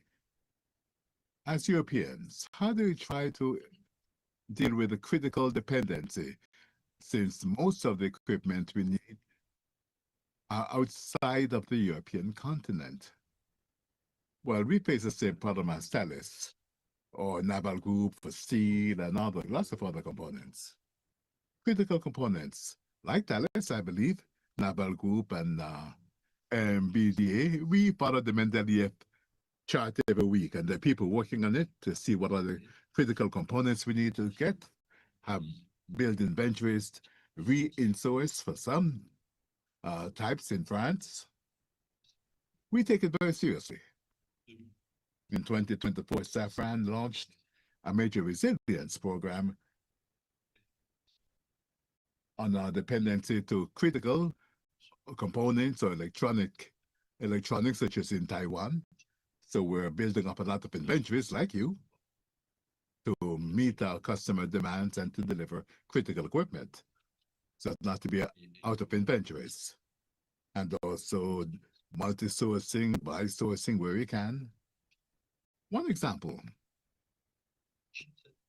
the little chipsets you put on electronic boards. They're all made in a plant in Fougères for aeronautics, naval, air, sea. We have a small chipset where we can store our software. It's like the memory of the card. It's an FPGA, programmable, only made by Taiwan and the US. Doesn't exist in Europe yet. We hope that one day we won't be dependent on the US or Asia for that. There are plans that have been launched by the Europeans to try to have European plants to produce it. And one other way, instead of having a programmable FPGA, do an ASIC that is engraved. For that, we need to find the right company that can help you to produce that ASIC. And then you need to find the right smelter. There are smelters in Europe, and that can reduce the risk with respect to FPGAs. But it's expensive, so that in large series, when you do it in small series, it's better to have FPGA. But when you move on to drones or miniaturization, we'll do that on ASICs. It is engraved, hardcore, but you can do it in Europe. You won't be as dependent on the US or Asia, so working a lot on that. And that is one example. And I have engineers at Safran working on that every week to see where we should source and build the right inventories to produce our components in-house. At the first round table, you spoke about inertial navigation systems. You're in charge of that at Safran. What are the challenges today to maintain production and the balance to be reached between highly robust systems and more high-tech systems, but that can be more sensitive to dependencies or different risks? Inertial systems at Safran. We have been providing inertial systems to the Navy for 100 years, working also for the air, sea, land. For the Navy, and the classics, submarines are in finite quantities. The Marine, we don't have hundreds and hundreds of vessels like our American and Chinese navies, unfortunately for us, but we're trying to renew our components, so we have a limited number of systems. So for that, we have bids and RFQs, a number of contracts with the DGA, with the armies, and with European or Asian clients, even American clients. We also work a lot with the Americans. So that's a classic. That's the finite quantities. And then drone. Unmanned drones are increasing exponentially. And for that, we need to be able to develop projects that are less complex, that can go faster, less expensive, lasting longer, going faster. Lots of small projects were done like that. We developed a certain number of systems that you find in an Eastern country, Eastern European country, but we also do it for European and Asian clients and American clients too. A fast project, not costly, and that can be produced in large amounts. We do that, but we still have the classics with surface vessels and submarines to be equipped, and still have to be renewed, and we have a long-term visibility. But when it comes to the new defense systems, what I call new defense, that means being able to produce in large quantities, smaller equipment, less expensive. That is one challenge as well. And we have been working on this. Let me give you one example. The legacy plan for Safran at Montluçon was renewed at the start of the century. We produced a new plant for the HRG and hemispheric resonant gyroscope. Before we had mechanical gyroscopes, we all made it laser.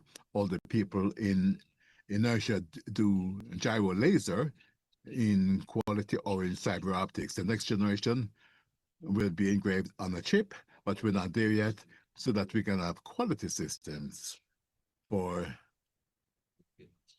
operational or strategic navigation. Everyone is talking about quantum, but before you can miniaturize quantum, it will take some time. So between the NEMS and the geolasers, we are developing HRJs. There are two other countries in the world that master this technology, the Americans and the Russians, that have industrialized it as yet because the Americans use it on satellites. Sensors, HRG, American ones, cost several $1 million per unit. We have been able to miniaturize it take an espresso capsule. You have a gyroscope with a strategic quality equipping the Rafale oceanic deterrent systems.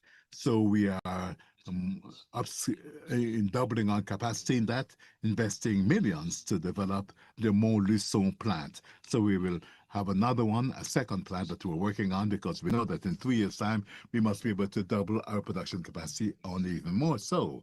So investing heavily in that so that we can be sovereign, keeping it in France, and that is particularly important. We spoke about innovation too, that is important, but what will allow us to hold that over the long term is sovereignty. Sovereignty for our companies and having what is critical for us in source in France and the rest with production transfers abroad. We can do that, but we need to keep things sovereign for us. Several of you spoke about the complexity of some projects and the need for flexibility, especially when you talk about new technologies. Now, one critical thing we can do at DGA is to be excellent when it comes to long-term projects, major projects.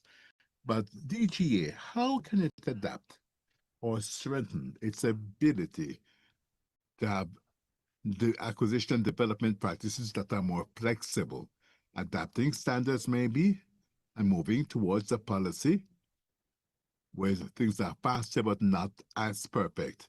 So DG and the industrial ecosystem, how can they adapt to these new demands?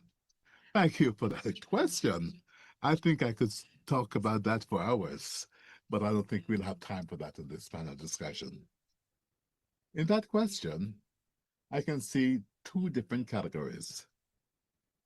A part related to simplifying acquisition processes, which is very much centered on DGA, and another part on simplifying standards and the objects that you buy. That's broader, relating to the entire ecosystem. That means taking industrialists on board as well. I'll come back to that later on. With respect to acquisition processes and accelerating the pace, yes. We're accelerating the pace. When you look at technologies and threats, DGA must adapt to that as well.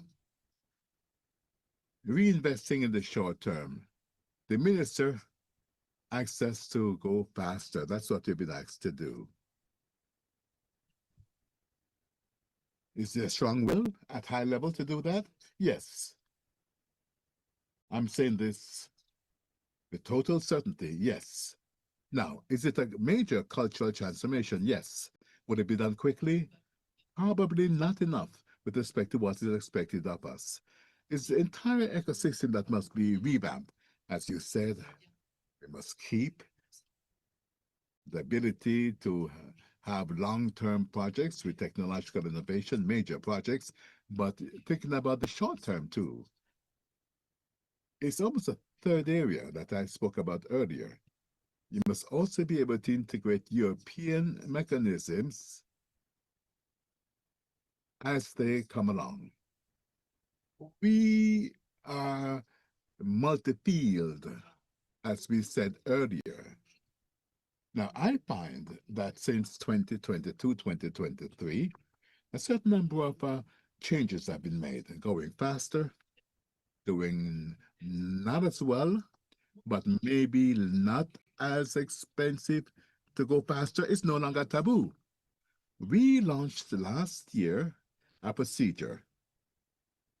The procedure is pending, so I won't give you the name, but we have a time frame criterion for obtaining a series of vessels. We know it's very ambitious. We know that naturally it will exclude certain competitors who could have met the request. But these competitors will not be able to because the time frame was considered essential.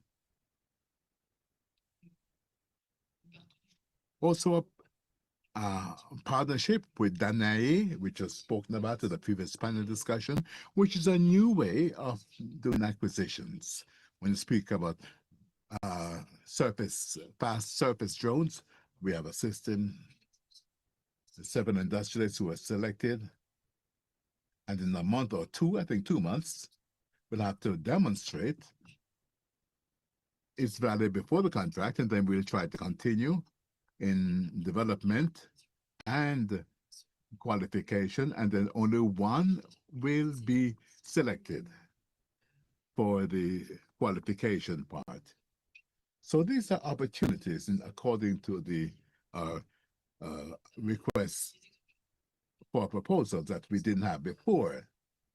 It is true too that small air drones, I've seen orders for drones with specs for half a page. Roughly, it should fly.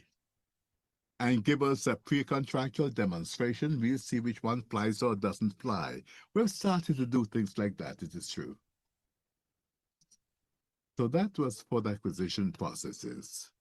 As for simplifications and specs, we're talking about the cultural transformation that must be shared at DGA. We set up the JUBE review. The JUBE is the unique documents for needs. We love acronyms. So the unique document, because it is done between the Army Chief of Staff and the DGA, just to say that the spec is being finalized. We come together with people who don't necessarily know the project. We can have an external vision, people from the DGA, industrialists, if the contract allows, and we try to set the time frame and see what we can simplify or not. And I've seen that several times in naval or in land operations. It wasn't always people from DGA who were against simplification or against taking risks. So we have all grown up in the world of precautions. But all of that must be collective. I'm a jury in an internal competition at the DGA. Young people, young graduates, 25 to 30, who sit this competitive exam, and we ask them a question each time: how can the DGA simplify for the short term? Good news, the young people are much more daring than we are in that area. Really, we must go in that direction, and that will be increasingly widespread, and that process has started. A naval group, maybe you could react to the speed of construction for vessels. You have to make a choice, but how can you see to it that even industrialists are less risk adverse? When you are owning high fashion can be long and complex. We try to develop a product policy first. In other words, for surface vessels, you have 2 product lines. And with a certain variability that you can choose.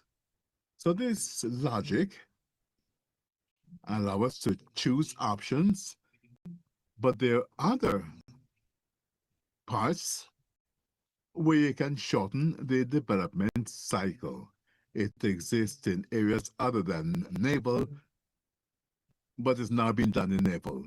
It allows us also to push towards a modular construction, analyzing things before the blocks are assembled. You can have an integrated vehicle to desynchronize the integration of systems, setting aside the floater itself. That's good to improve the time frame and also to introduce the notion of variability. An integrated vehicle can also take on board new systems without radically changing the product's architecture. So both dimensions put together, we have to make a compromise, as Marie said about the DUB, the unique document, because naval architecture is always about compromise. But you have liberties that are possible in a modular architecture for vessels, but you also have the digital architecture. More and more, on top of embedded data, we try to produce a digital architecture that is compatible with time variability and with new uses such as AI, for example. Maybe you could continue on another topic. What was said at the first roundtable about how the forces can find systems that are given to them, information systems, weaponry, or buildings themselves. How can they give certain freedom to sailors themselves while upholding the norms for the system? How can you have a specific dialogue and adapting to the needs, tweaking by tweaking with things? Well, as far as I'm concerned, I mean, obviously this is more a field of exploration. I mean, and we discussed this when we talked about drones and drones being taken on board and so on. So when it comes to digital, I mean, obviously the architecture needs to allow us to explore these new paths, right?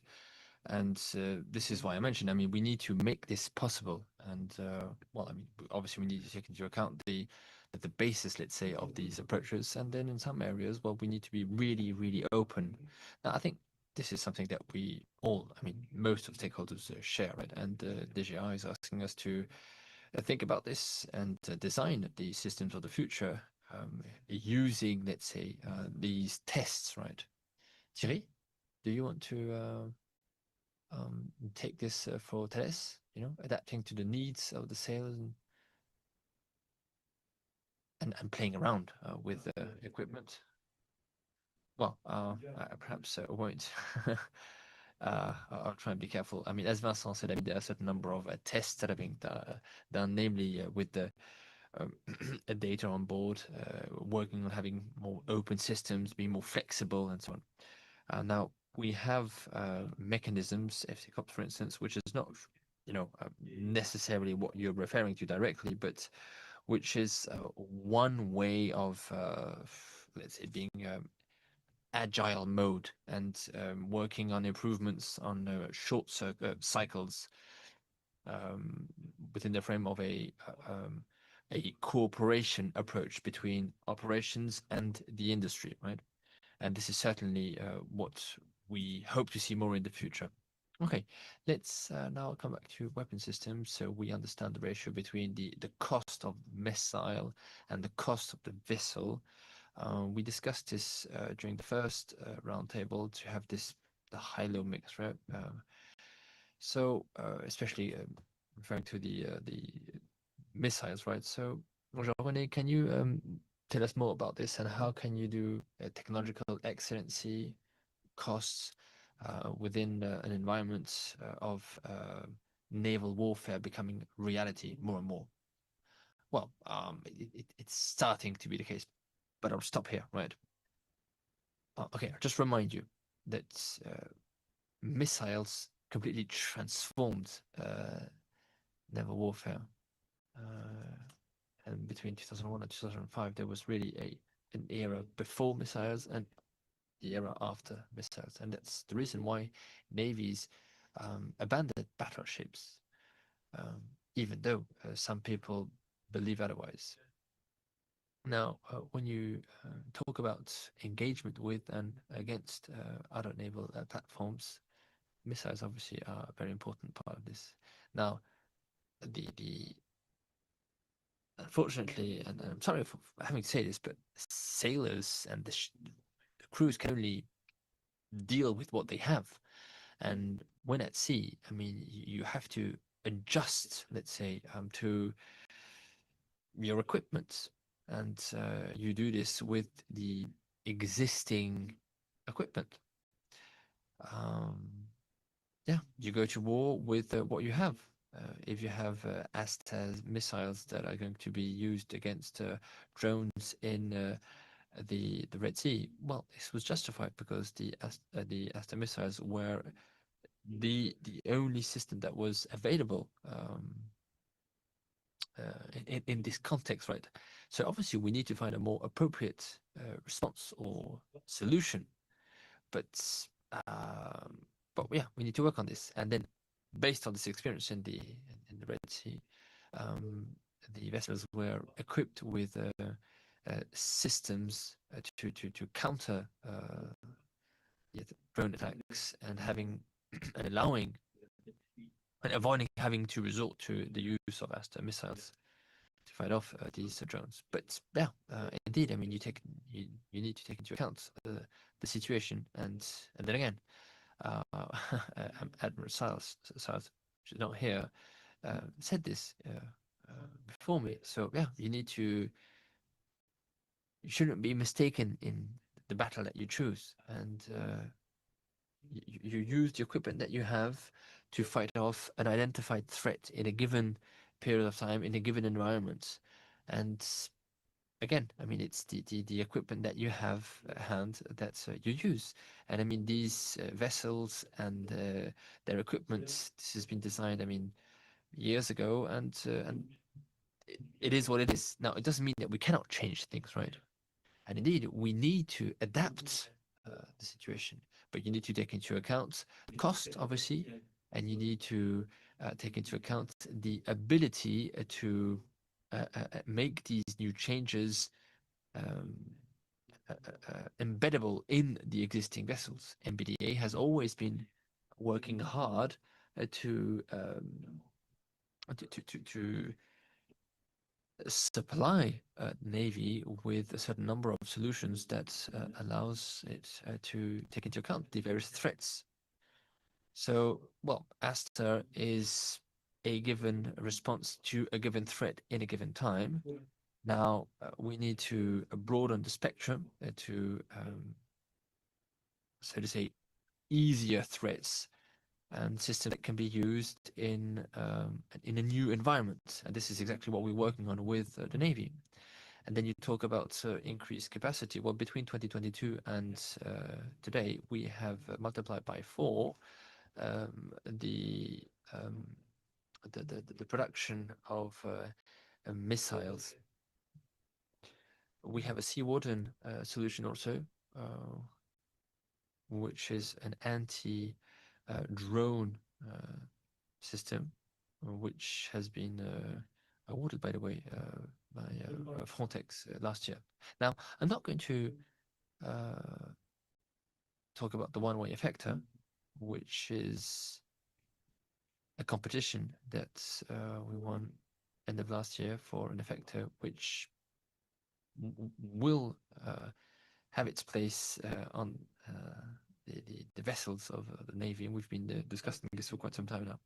Now, thanks to the development for foreign clients, we also have a certain number of portfolios of solutions, right?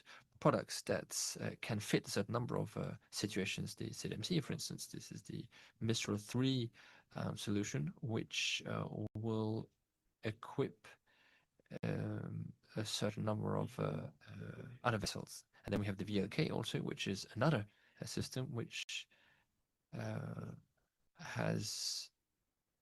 was used by the Air Force for the defense during the Olympic Games, and this is going to be fitted on other vessels and equipment. And then obviously we also work with the Safran Electronics and the defense to develop new laser solutions, and we're also working with the British Navy on a certain number of solutions. So obviously we need to take into account cost, but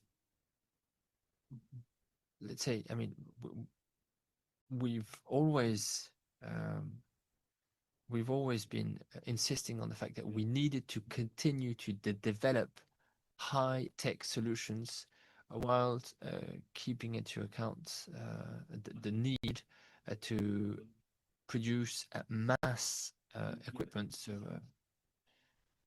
other solutions. So yeah, there's no in between. The high-low mix that you referred to in your question is possible. It is necessary given the environment, and some solutions exist, and I mentioned a few.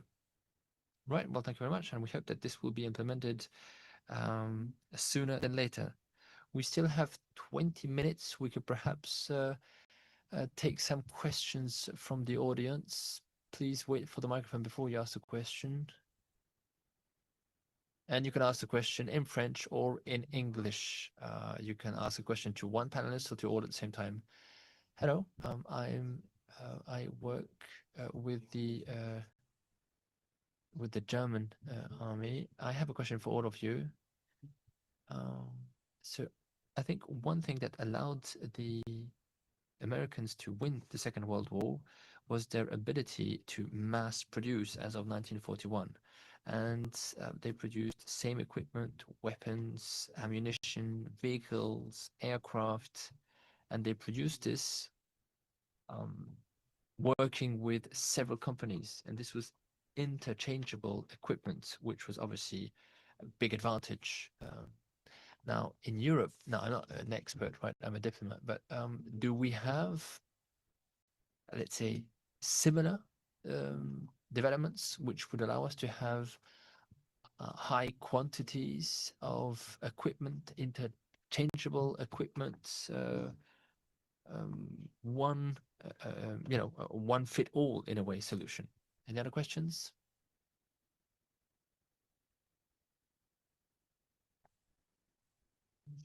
Thank you very much. I'm Admiral Jean-Philippe Dossier. I work with Ifri quite often. So you were asked a question about producing faster more and cheaper. And I understand that there are a certain number of solutions.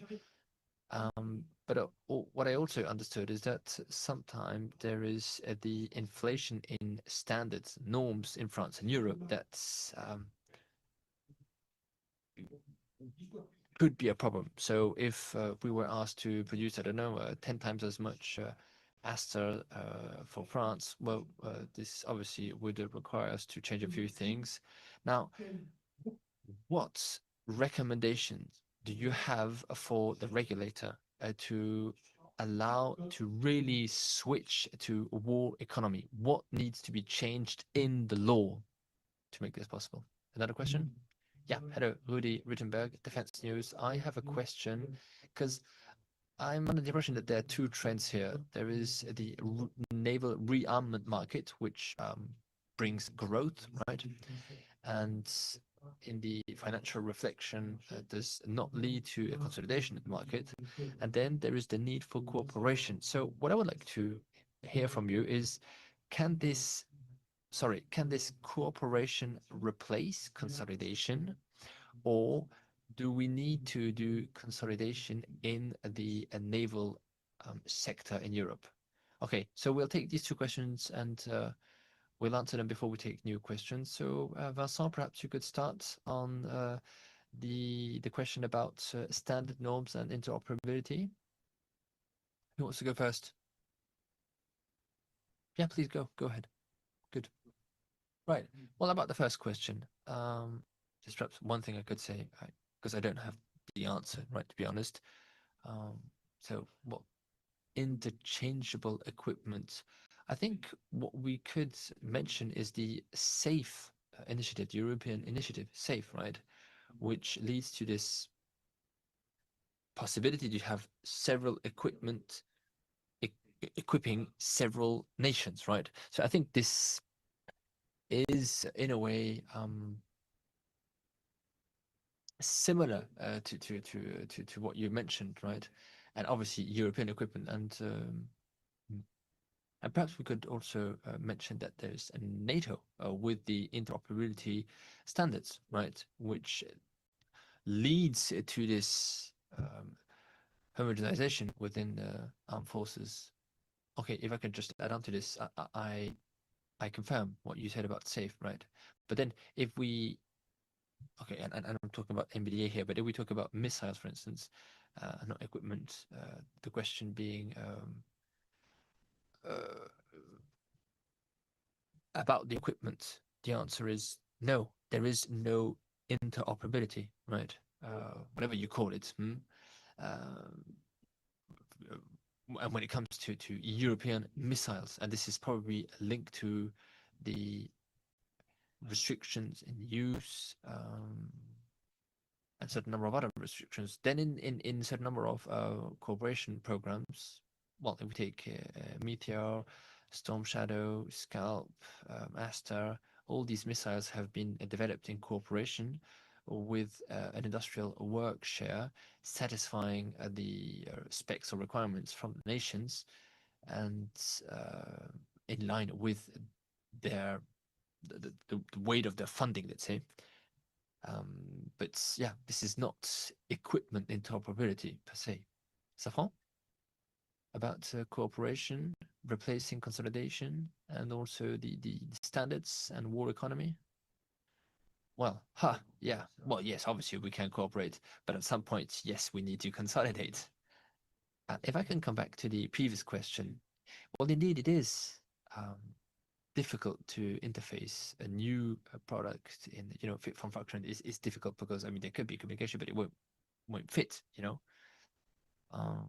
Perhaps, I mean, you can change this or that on a surface vessel, right? A radar, I'd say, right? But then depending how it's fitted, right? And then also you need to ensure that there is going to be interaction, right? On a submarine also, yeah, you could perhaps fit a few things, but I mean, communication is standardized. So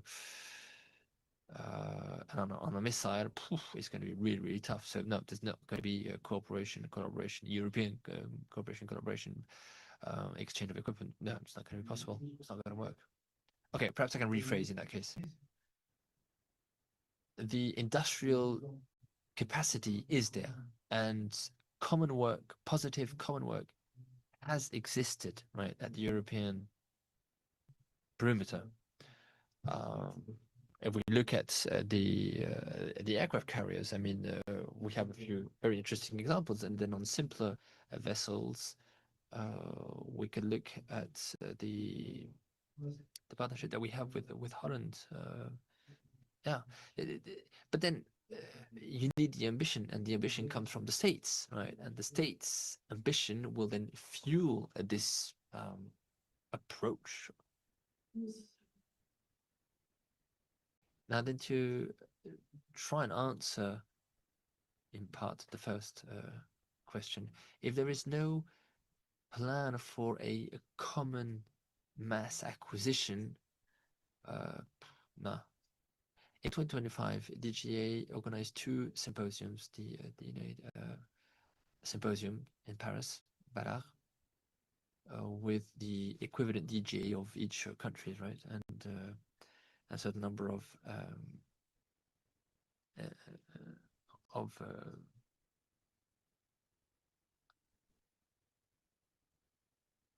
government representatives, sorry.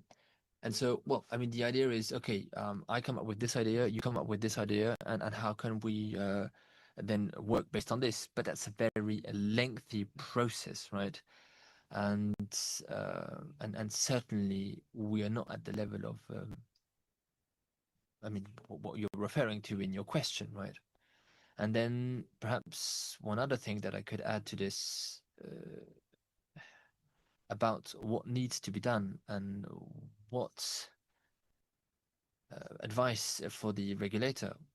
Well, then, I mean, in the law, there are a number of mechanisms that allow us to do a certain number of things. Now, what we cannot do by law, and I know that there are a certain number of projects that have been worked on at the level of the EU, and I hope that this is going to be successful. But so what we cannot do is repeat orders. So if I have an order of 7 vessels, for instance, which satisfy my operational needs, and I want to put a new order for 8 additional vessels for myself or a country with whom I'm cooperating, I'm not sure that that is possible. I think there is a new tender process that needs to be started. So yeah, I think there's a certain number of things that indeed need to be changed if we want to move faster. I have an additional question on Zoom regarding standards. Now, the DGA standards, are they not too heavy to fit the modern tech? And I think this is in line with the Ukrainian environment and the Ukrainian war economy, which is a real war economy, but then the country is at war, indeed. And with a very big involvement of civil society. So what can the situation in Ukraine teach DGA, but not only? I'm sure that there's a number of interactions between the Ukrainian industrials and those from other countries. So what can we learn from the war in Ukraine when it comes to rearmament, right? And well, I mean, there is obviously the naval rearmament. We mentioned the use of drones against the Russian Navy. That's one question. Perhaps other questions from the audience in the room. Please wait for the microphone. Yeah, Michel Karowski, Euro Defense France. I have 2 short questions. The first one about what's just been said. Is the notion or the idea of a European champion relevant regarding what's been said about European cooperation? And then regarding funding, I don't want to start a debate on the various instruments, but I just want to ask DGA if they are going to encourage new fundings, more fundings via the private sector. Okay, 2 very interesting questions indeed. Okay, who wants to go first? So we have standards, private markets, and the European champion. Okay, I'll perhaps start and give you part of an answer to the first question. So what has changed, right? And Rex. If we take the 2025 competition that I mentioned earlier on, So this came following the drone package, right? And so the objective, or let's say the main objective of this competition, was price, and then 2-3 criteria,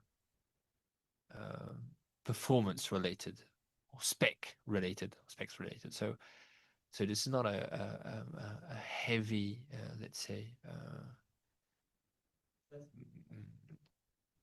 requirement. And I think this is probably what we can take away and link with the war economy approach, right? So launching a program or launching a competition, I think it was somewhere halfway through the second quarter of 2025, demonstration for November, successful demonstration in November, and then a choice or an award in December, based on obviously compliance with the specs and successful demonstration, right? Now, I think that this is a fast process. It's unusual, and this is certainly something that we learn from the war economy approach, right, or war economy environment. So this is my take on this matter and how I can partly answer the question. Well, perhaps I could say a few words about the funding. This is not really my domain or area of expertise, but what I can say is that since 2022, war economy, even though I didn't mention this, but a lot has been done by DGA on funding war industry or defense industry, and namely working with the banking institutions, right? And with a certain number of individual interactions with the main French banks, in order to find better ways or new ways to fund French defense. So a lot of progress has been made. Now, I'm not sure I understand what you mean by private sector or private market funding. I guess that a certain number of models could be considered. I know that other branches of French defense have been considering new ways of funding their defense expenses. Now, DGA has not yet implemented similar new funding approaches, but they are being considered. Okay, same question again. Okay, if I could perhaps say a few words about the standards. DGA standards, we're very happy to have them when we develop equipment, vessels, and whatever in peacetime, right? You have the expectation and so on, and sometimes it's not 250, right, specs, but sometimes it's much more. Anyway, now we, if I refer now to the Ukrainian environment, we developed a certain number of equipment with Ukrainian industrials, and indeed, well, you need to just put aside a certain number of standards which would not be accepted in France, let's say. And in France, well, you have, you need to have warranties for 10, 15, 20 years and so on. And that's not something that you cannot, well, you cannot really replicate. And what we do usually is that we just we explain what we can do. We give the specs of what we can do, and we don't have any requirements in terms of lifespan, right? Because, well, obviously, given the environment, given the context, they know that the equipment is most probably not going to last more than 1 to 3 years. So, yeah, it's a very different approach. Now, obviously, we always apply the Safran rules and the Safran approach, right? So the level of quality is in a way guaranteed, but then you do not have the very well set specs approach that you have in France in peacetime.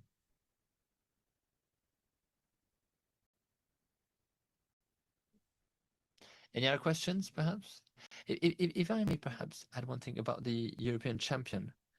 European champion and cooperation, MBDA is a very good example of that, no?